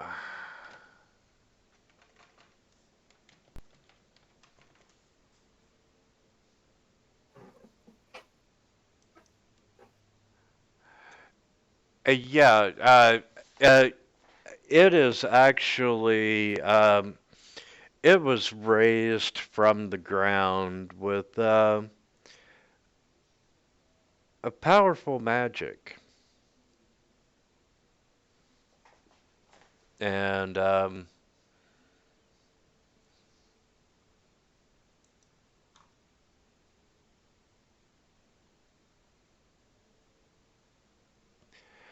it happened right around the time during the spell plague when arcane magic ceased to function. Coming right. What the hell is up with my mouse?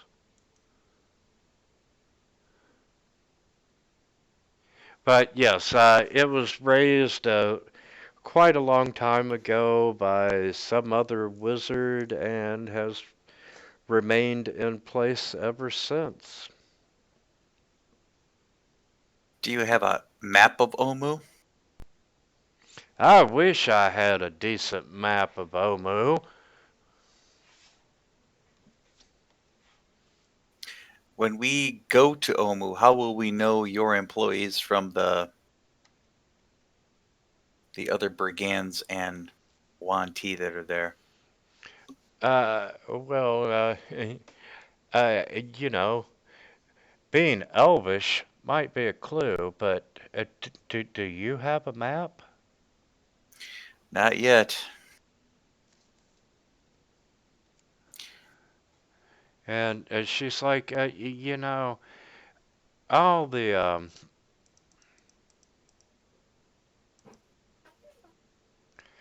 um, all these maps that are here are just so ancient and everything, and incomplete. Why no one in this godforsaken country ever did a decent map, I don't know. But um, so if you all are going to Omu and you happen to find any decent maps of Chult or Omu, I would be more than happy in acquiring them.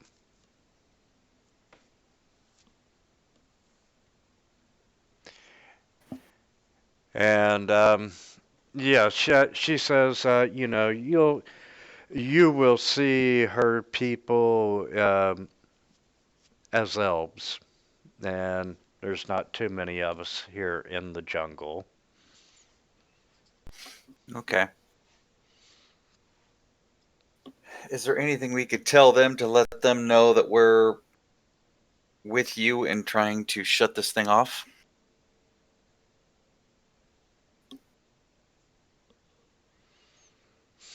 The mention of my name will always uh, generate a conversation. Yeah, mention my name, tell them you wish to parlay, and they will talk to you. Okay. And um, she's like, uh, we have slightly different opinions on what to do in the end with the soulmonger, but you all seem like you're open to turning it off instead of just out and out destroying it. And as a result of that, I'm going to give you specific directions on how to find Omu.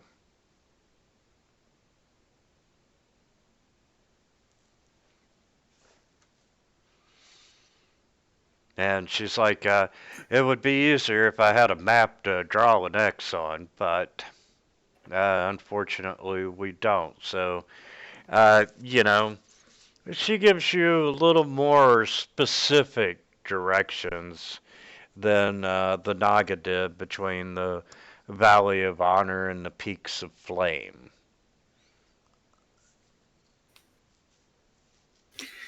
There's a airship crashed in between here and there. Do you know anything about that? No, I do not. The airship would have crashed within out of game within the past couple of weeks, Okay. and she's had her people in Omu for longer than that, and if it's not directly related to the soulmonger, she doesn't give a crap.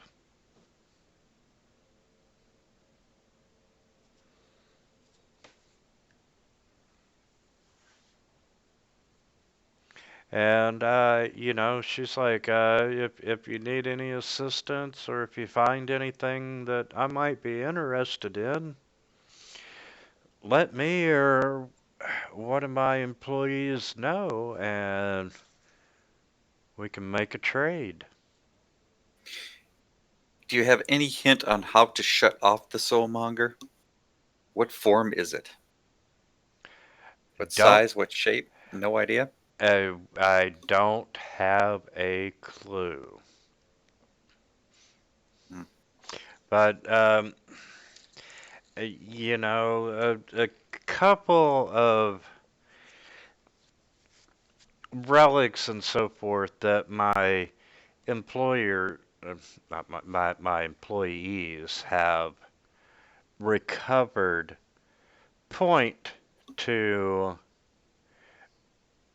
it being located somewhere in the tomb of the nine gods.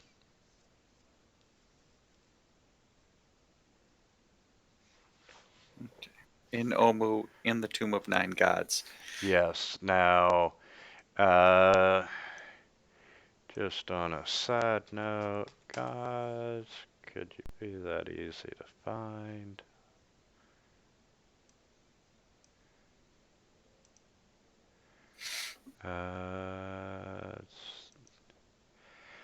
Um, Kathma would,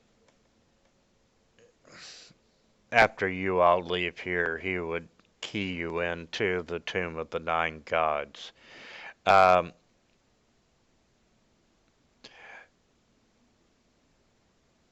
a long time ago, when Ubtao vowed to stop helping the people of Omu, um, the rain stopped, the jungle withered and died, and death swept through Omu. And long story short, there were these nine trickster gods who, people come to worship and so forth. And their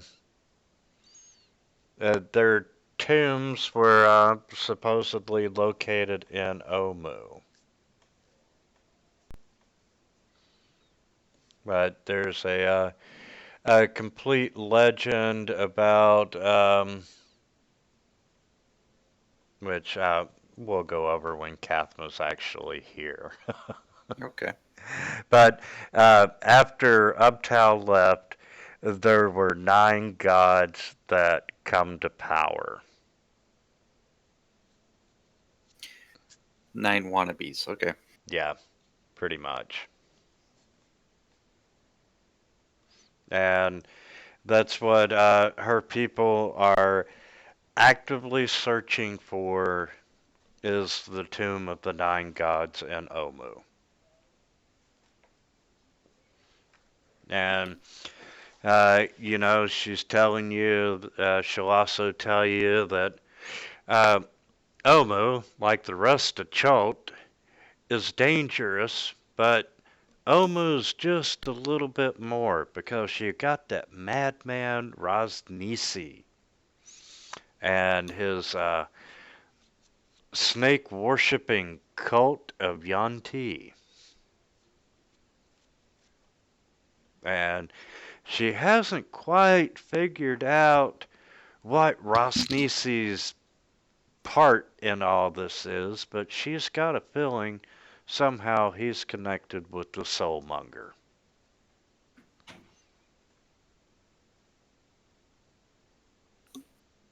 But all of his minions that they have encountered and questioned, um, it hasn't been other than at best a conspiracy theory. There's no real clue as to what he's doing or how he's affected with the Soulmonger. Um, he is, as always, and this is nothing new, but he's still planning on regaining control of Chult and, the world and so forth. But he is a brilliant madman that you should keep an eye out for.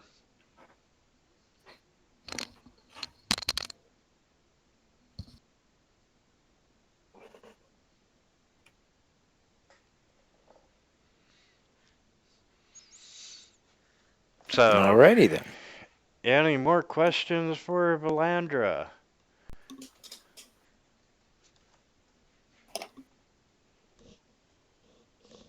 I'm good. Anybody want to piss her off before we leave? Cheer. No. Just checking. Considered and overruled. it smelled bad. There are lots of bats. I don't know. Absolutely.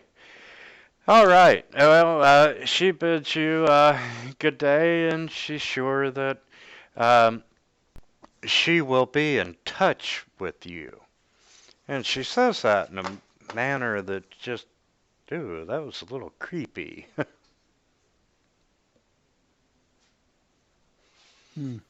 But once again, other than just getting a weird vibe, or that she's not telling you everything, it was a pleasant encounter, and needless to say, she did offer you food and drinks while you all were talking, and if you partook of them, you are feeling really good and refreshed and nourished, and she walks over to the bookcase and gets another scroll of arcane portal and says, hey, you step through, you'll be back down on the ground. Okay. Something through. And you don't see thing appear on the ground. Well, you do, because I'm sure you can see your familiar, right? Yeah, I can look through his eyes if I need to. That's right. So yeah, you're down on he's down on the ground and Okay, follow, go through the portal. okay. Bid All her right, hop goodbye, on and through. off we go. And you're Send thing to go untie the ropes too. Yeah, He's probably pissed. He had to tie all those ropes. Now he's gonna go get them and bring them all back down. yeah, you sons of bitches, this needs to be a union job. Okay, so thing unties the ropes, he lets it fall down to the ground and tries to hit as many people with the falling rope as possible. You know, things got a little bit of an attitude right now. Um, this would be a great place to take a 10-minute break. All right. All right. See you in a few.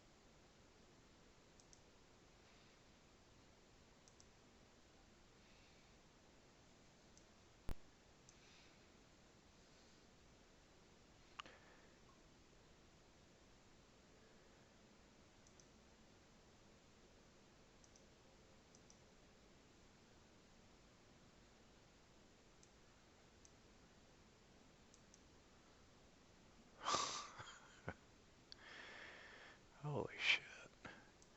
Well, I'm glad y'all didn't pick a fight with her.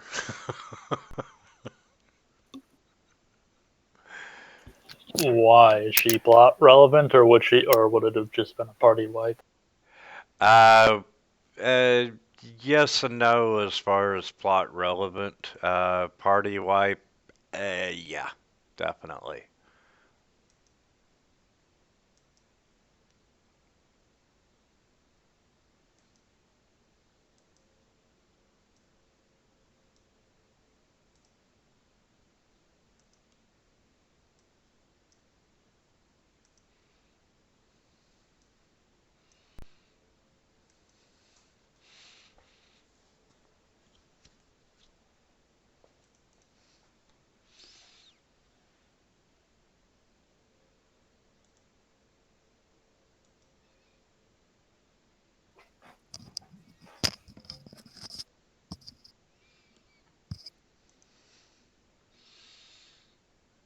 Moltok is in the house.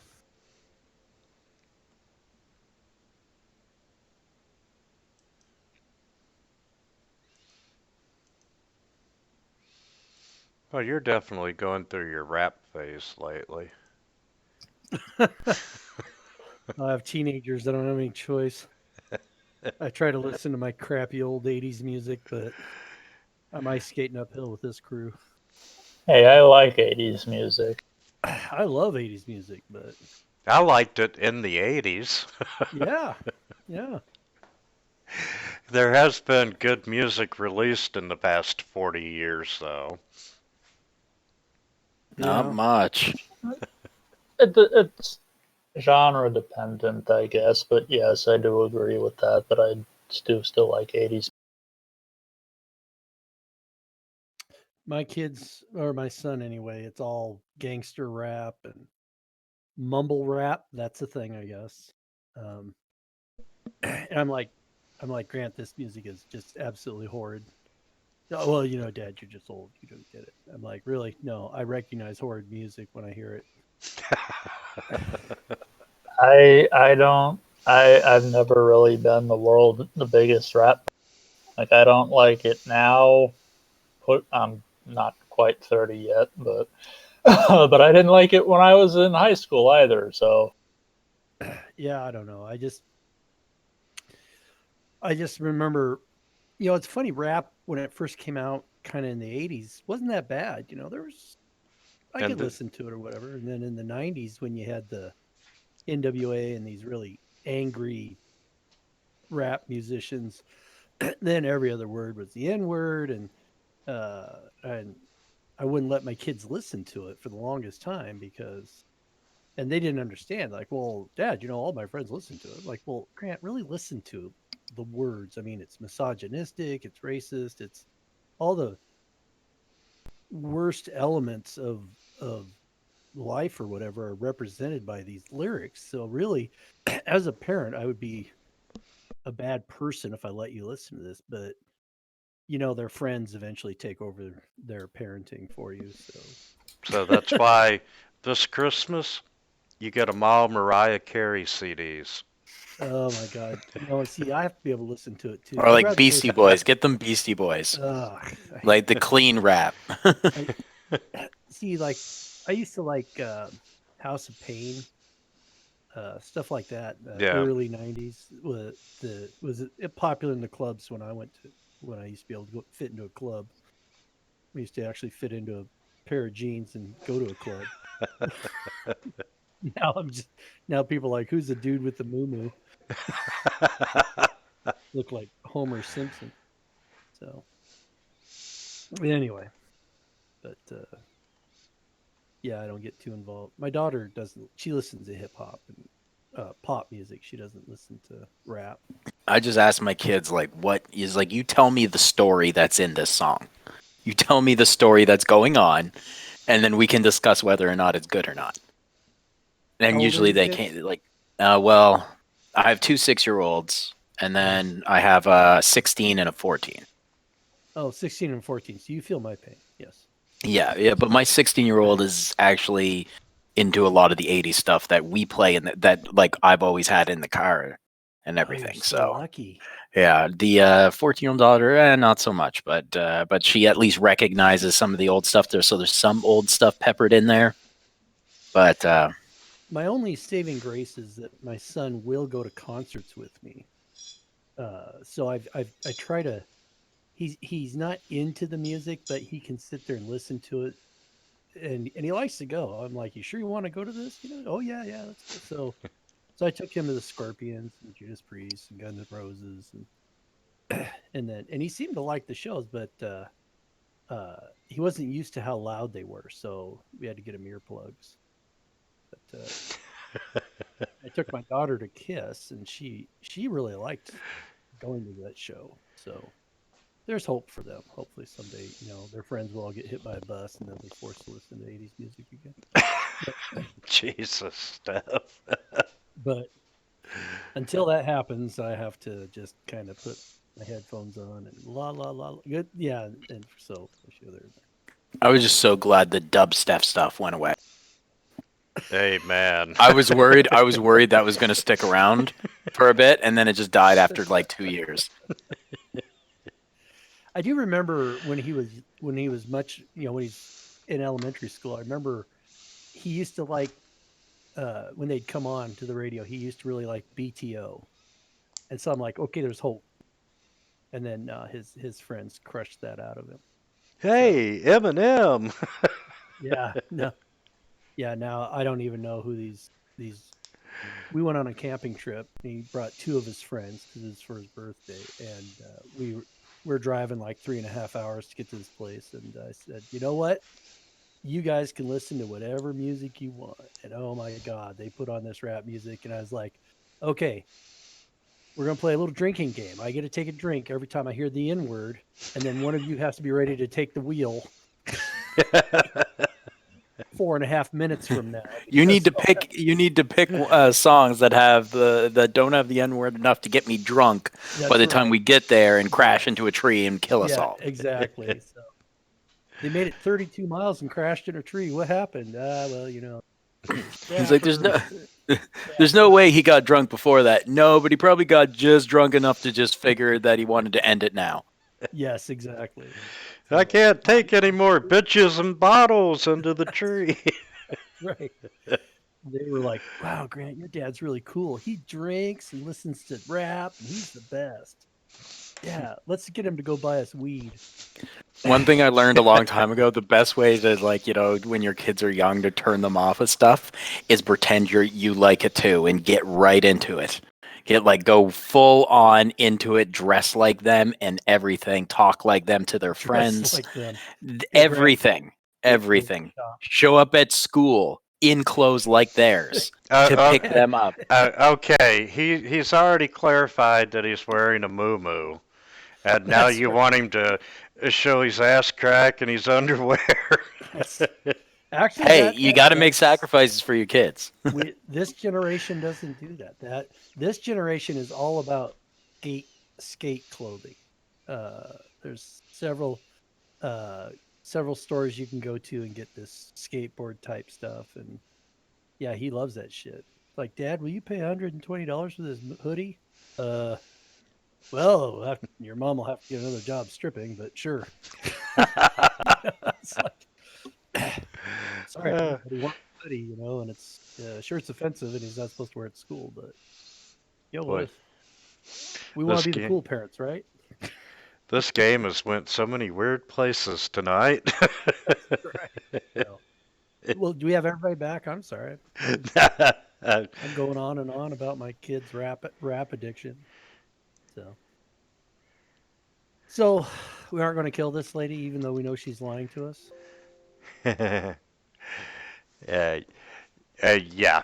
Well, I mean, you're all welcome to try and kill her, but I think we could do it. I mean, really old books, a lot of years. That picture, she kind of looked kind of pale. A lot of bats in there. Very interested in this death curse thing. I don't know. Well, Sheer and I were talking, and I'm like, man, I'm really glad y'all didn't try to take her on. And he's like, well, is she plot relevant or would be a total wipe? And She may or may not be plot relevant. Y'all didn't piss her off, so she's not that big into the plot right now. But yeah, it would have been a total party wipe. No ifs, ands, or buts. Mm. And the last group pissed her off and destroyed her teleportation circle. And she was not kind at all. Really? Yeah. She worked him hard, did she? Uh, oh yeah, and instant death on one guy, but he deserved it. She beat him So, like a rented mule. absolutely. Let's just say that cage isn't empty anymore. Well, there wasn't enough left of him. Obliterated right on the spot. Scared the shit out of a bunch of the little frog people, which become an important plot line in that particular game. So, you all now do know the location of Omu. And you've got a pretty good idea. Well, you've got your first real clue as to where the Soulmonger might be in Omu. And I'm going back to the player's Chult complete map, and we'll put a new token.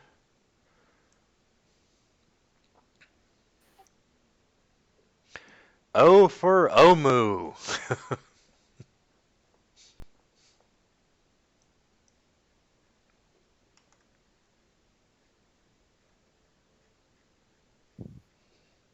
Oh, that is just... My mouse wheel scrolls in, but scrolling out, it's like it stutters or doesn't move at all.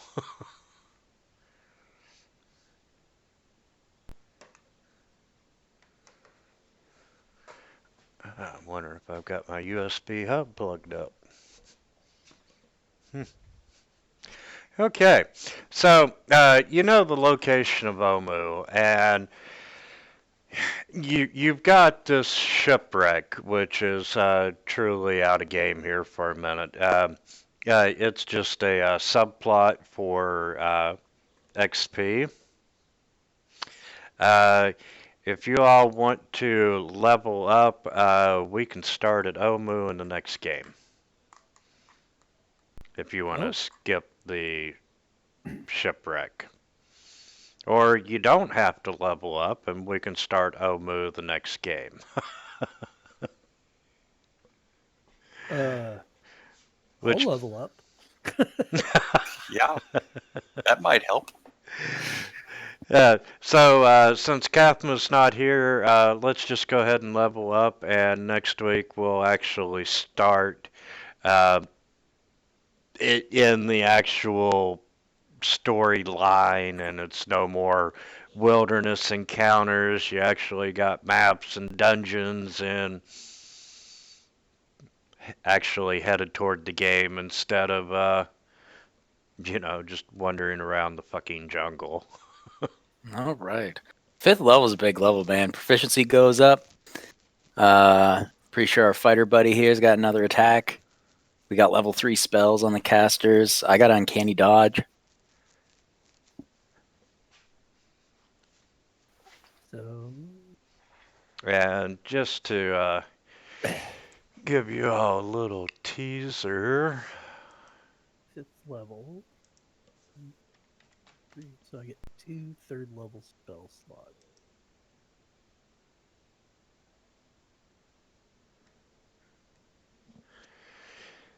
And I'm actually, as you are coming through the jungle, eventually you do come upon Omu tokens. There you are. And E. And as you round the top of a ridge, you actually see the forbidden city of Omu. I'm sorry about the size of that map. But you can see that it is a kind of a sunken city, surrounded by these cliff walls. There's a lava pit. There's a lot of flooding. But that is your actual destination. It's missing the giant arrow that says the Temple of the Nine Gods is right here. Well, I didn't say it was going to be easy, and Philander's people are still looking for it. I mean, if I had to guess, it's probably this structure over the lava pit. I was thinking maybe like the big circular area Yeah. because it's a good distance away, but also kind of stands out. Hmm.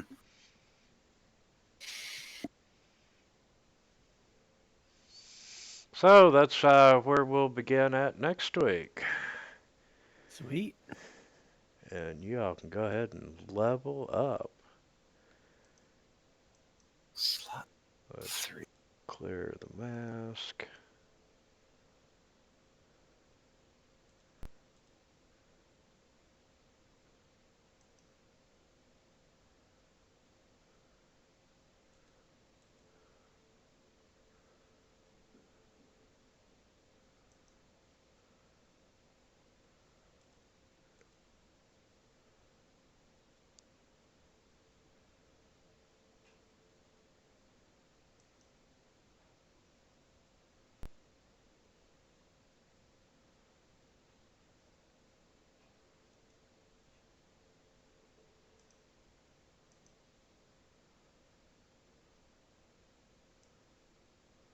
Oh, nice. My sneak attack went up too.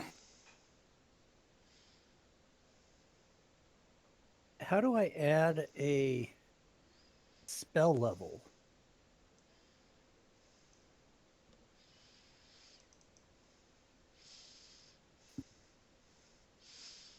For So, like third level spells, yeah. Do I add a whole nother class of spells?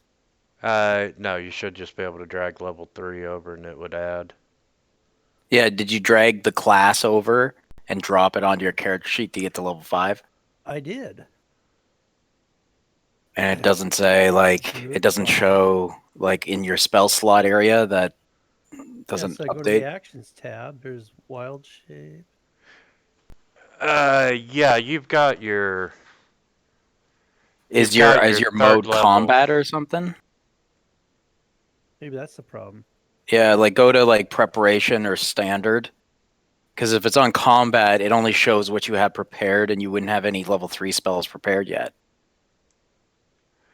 Yeah, it's got the spell slots for level 3, so if you just drag over a spell to your actions tab, it'll probably add the heading. So okay. So if I just drag this over, oh come on. Yeah, you still got to put the spells over there.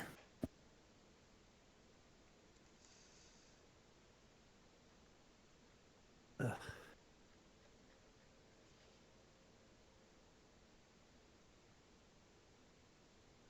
Come on. Level 3 spell. If I just drag it over there, it should create a spell level 3, level Yeah. 3. Okay. So it creates spell level 2, parentheses, level 3. But call lightning is a Oh, level 3 spell. So I don't know why it's like it's creating it as one level lower. Let me pull over daylight, see what that does. Yeah, same thing. It's calling them level 2 spells. I don't know why.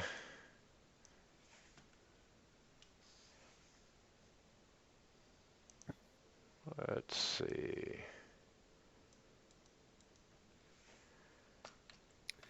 I mean, it created the third level spell slots.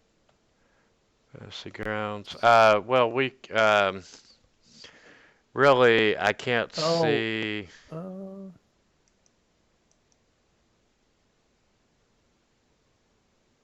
Yeah, like I'd never had any issues with my wizard, but I can't see a sheet or anything. So Let's see.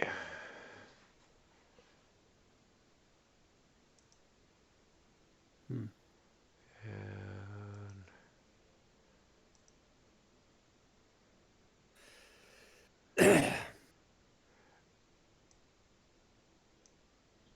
And you're dragging. Let's see. That's power group spells. Steph, would you drag back over your level 3 for a minute? Drag back over. Oh, like call lightning Yeah.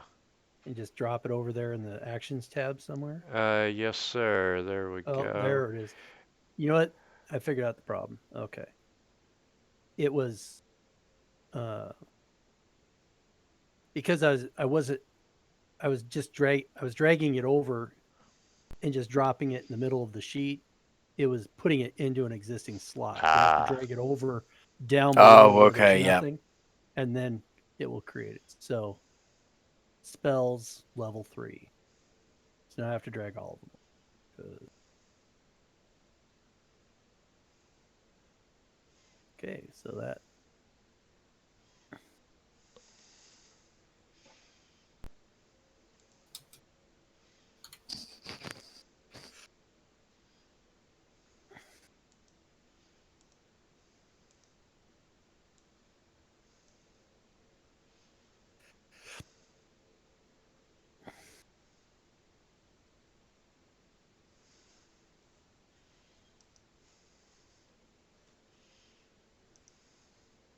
Yeah, I'm all done. Yes, I am too. I didn't really have anything to add. I had to manually change my sneak attack bonus and grabbed another spell, but that was about it.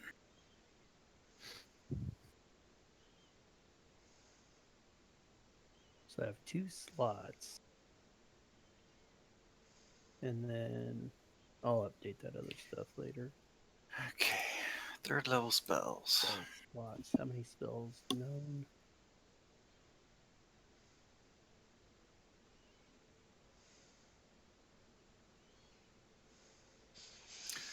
Hmm.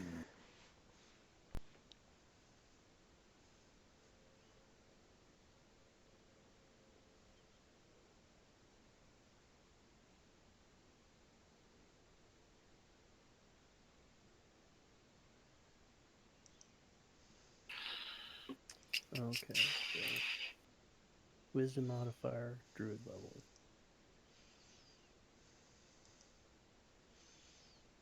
Wisdom 4, 5, 9.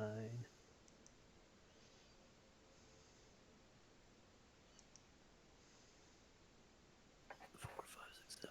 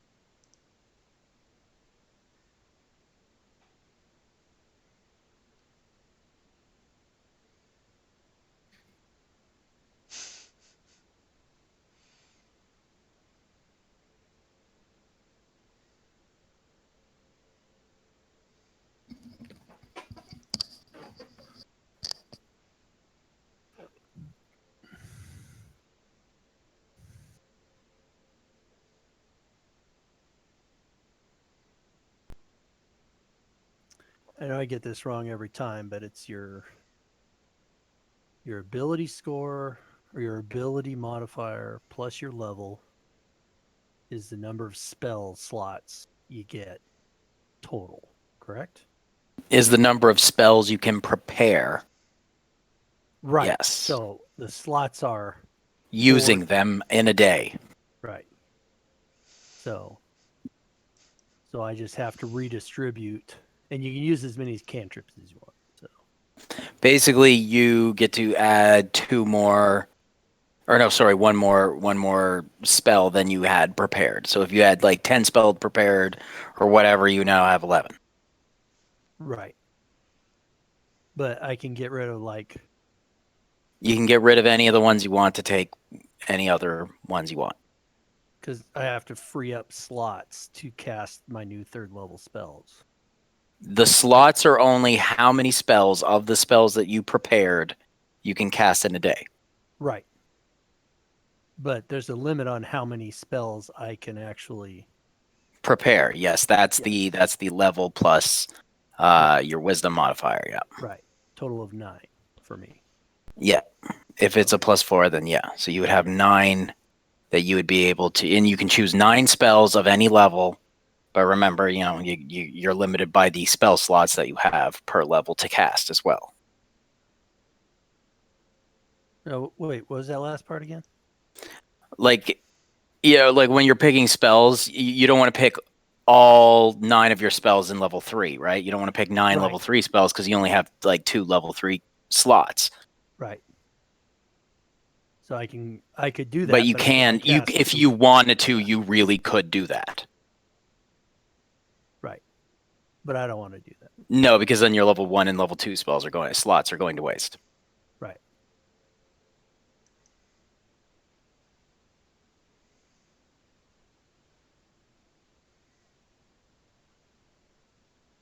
Feign death, conjure animal.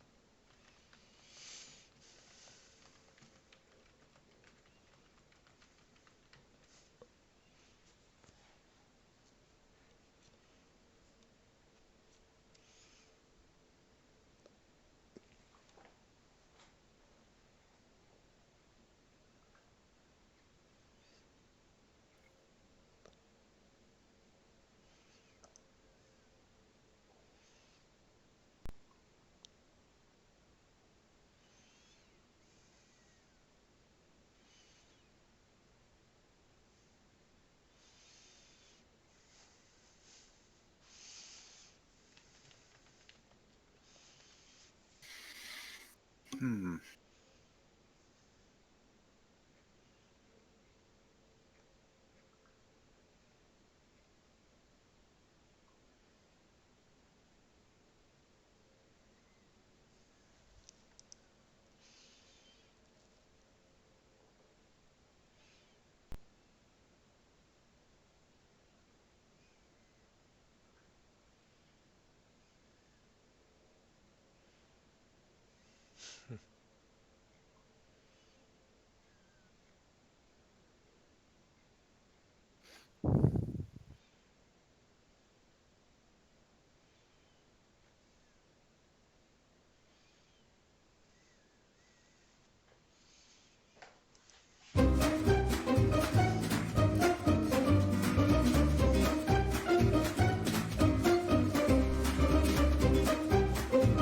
So if I have a level 1 spell that I want to cast at 3rd level, like Thunder so it does 3d8.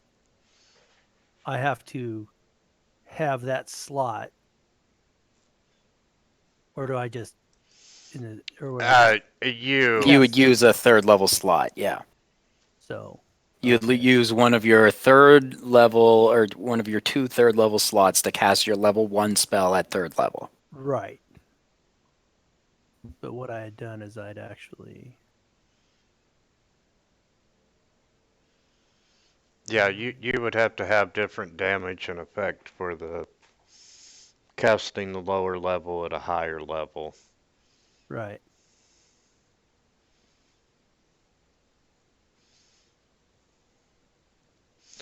Which would be great if Fantasy Grounds could figure out how to automate that.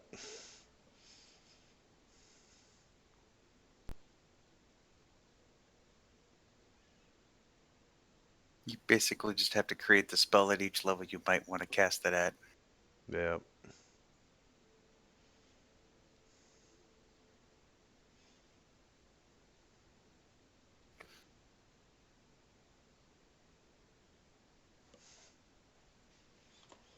Not fun, but possible. Hypnotic pattern might be useful. Hmm.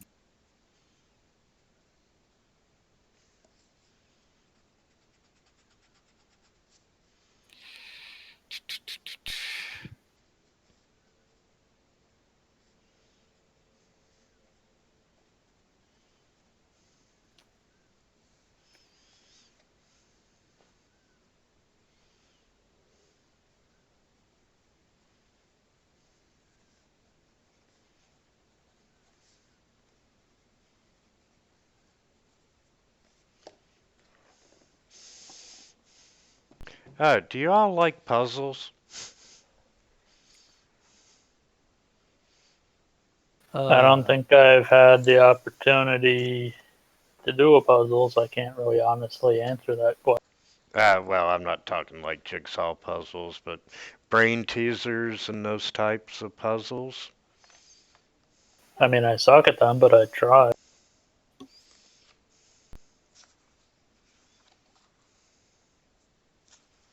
Are you talking about like in general, not in like the game? There will be some in the game.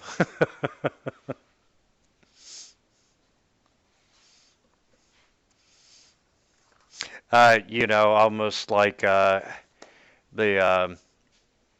Camp Righteous, where you had to walk like a man carrying an alligator.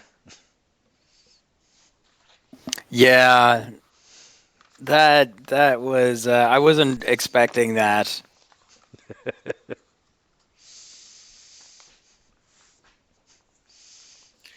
Okay. For light.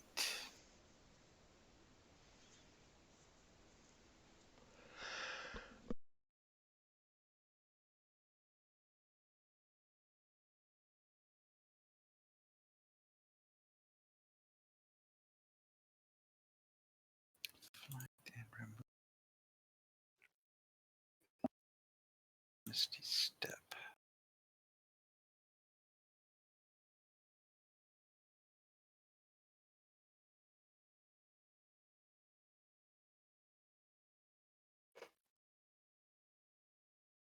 Right.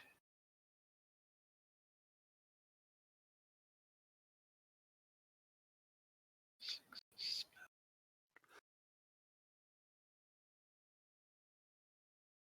3,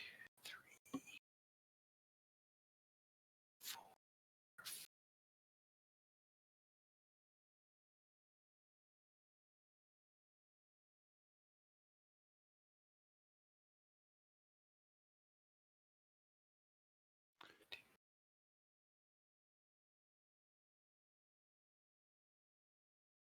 Six spells.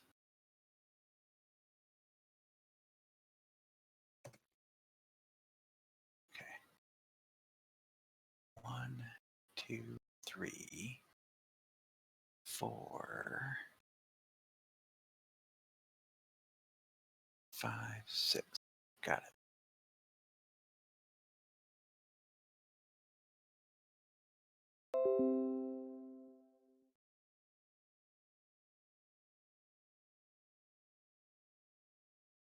And my Eldritch Blast now has 2 beams. Ooh. Very nice.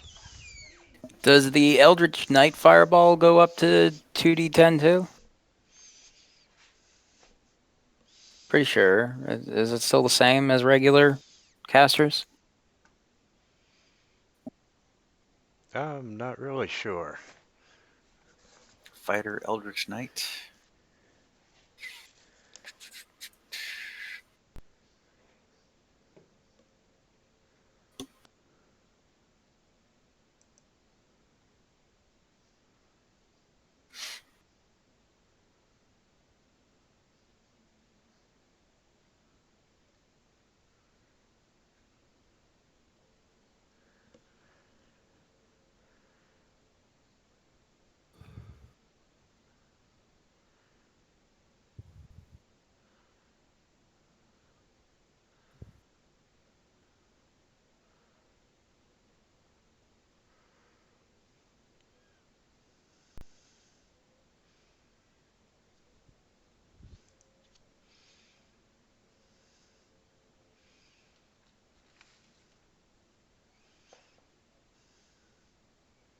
Two cantrips from the wizard spell list. So what cantrip are you talking about for the Eldritch Knight? I'm pretty sure it does. I think all cantrips do. Yeah, I think it's more of a spell more of the spell than it is anything else. But I know, like, as far as I can't remember what it was that where like the half casters are considered half casters. Oh, that's probably just multi-class spell combining, and I'm thinking of.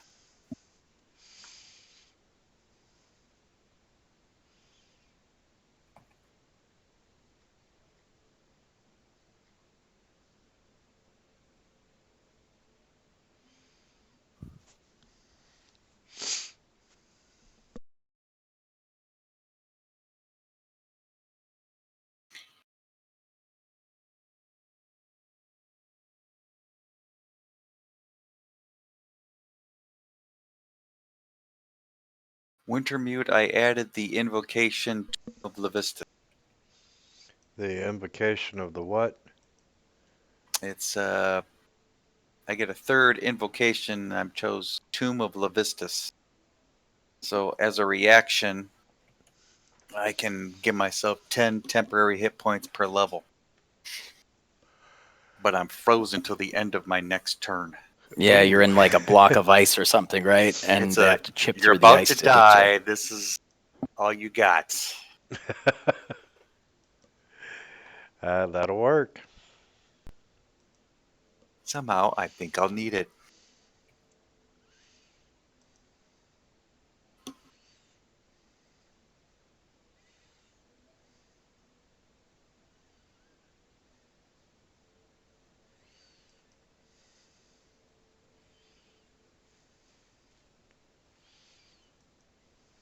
Hello, warlocks of all shapes and sizes. My name is Chance. Welcome to my spellbook, and thank you so much for tuning into the 41st episode of our Eldritch Invocations series. Today we're going to be taking a look at one of the coolest and boldest thematic moves a warlock can make using an invocation. Today we're going to be taking a look at Tomb of Levistus. This is probably as grand as it sounds, in all honesty. I really like this one. There's a lot of components to it, but when you simplify it, it's actually pretty simple. In any case, let's take a look at the description here and see what we're talking about. First and foremost, there is a prerequisite, and that is you have to be at least 5th level, which kind of makes sense given the grand nature of this. But in any case, it's still super good because this actually stacks with your level. And for the record, that means 5 warlock levels, not 5 total character levels, so just please bear that in mind. The description reads as followed. As a reaction, triggering damage as possible. Actually, it reads as followed. When you know you're about to take damage, you can use your reaction. Ice surrounds you until your next turn, which has 10 temp HP per warlock level. After you take the damage, you are vulnerable to fire. Speed is 0, and you're incapacitated until the ice. Oh wow, ends that's at 10 your hit next points turn. per level. And when that goes away, all Yep. your temporary hit points do as well. So pretty cool So stuff. There's a I'm couple about to things get worth squished. noting here. It takes the And damage for the me, biggest one but I'm is frozen that, you all the And- way can't through my really next retain turn. I can't do concentration. anything. And Incapacitated is also vulnerable really to fun because fire. you can't really take Yes. actions or reactions as well. So for the most part, or yeah, actions or reactions. So for the most part, you can't really do too much. I mean, But if you technically use it, you're speaking, probably going to die anyways. You might as well. hello. Yeah, that's kind of what I was thinking. I was like, I wonder how many times that has saved somebody to only just prolong their death for a turn. Assassins, fighters, and curious minds alike, as well as many more. My name is Chance. Welcome to my spellbook, and thank you so much for checking out the channel.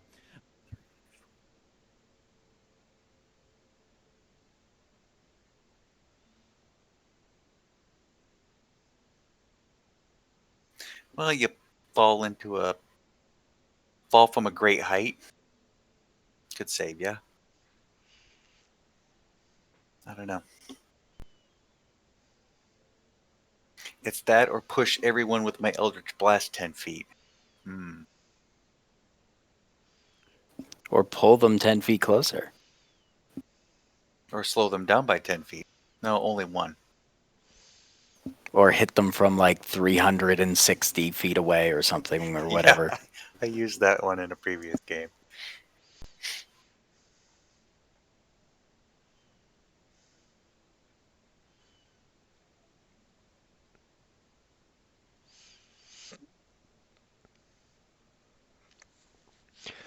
Well, this is who Chance's D&D videos on YouTube. He has done 45 explanations of Eldritch invocations.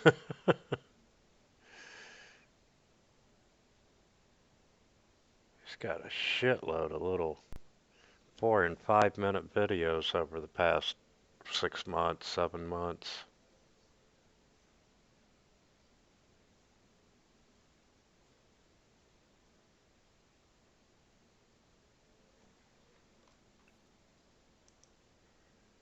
Hello, spellcasters, adventurers.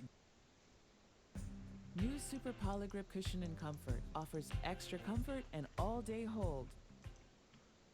Technically speaking, you might be able to do a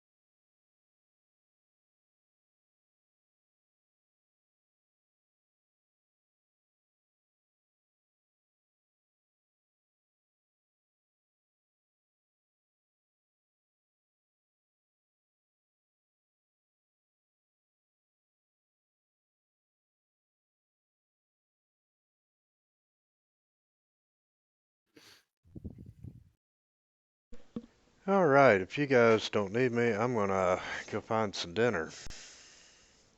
Yeah, I'm gonna head out too. Yep, I'm good. Yeah, Later. same time next week, guys. All right. Bye. Good game. Absolutely. See you next week. Have a great week. Later.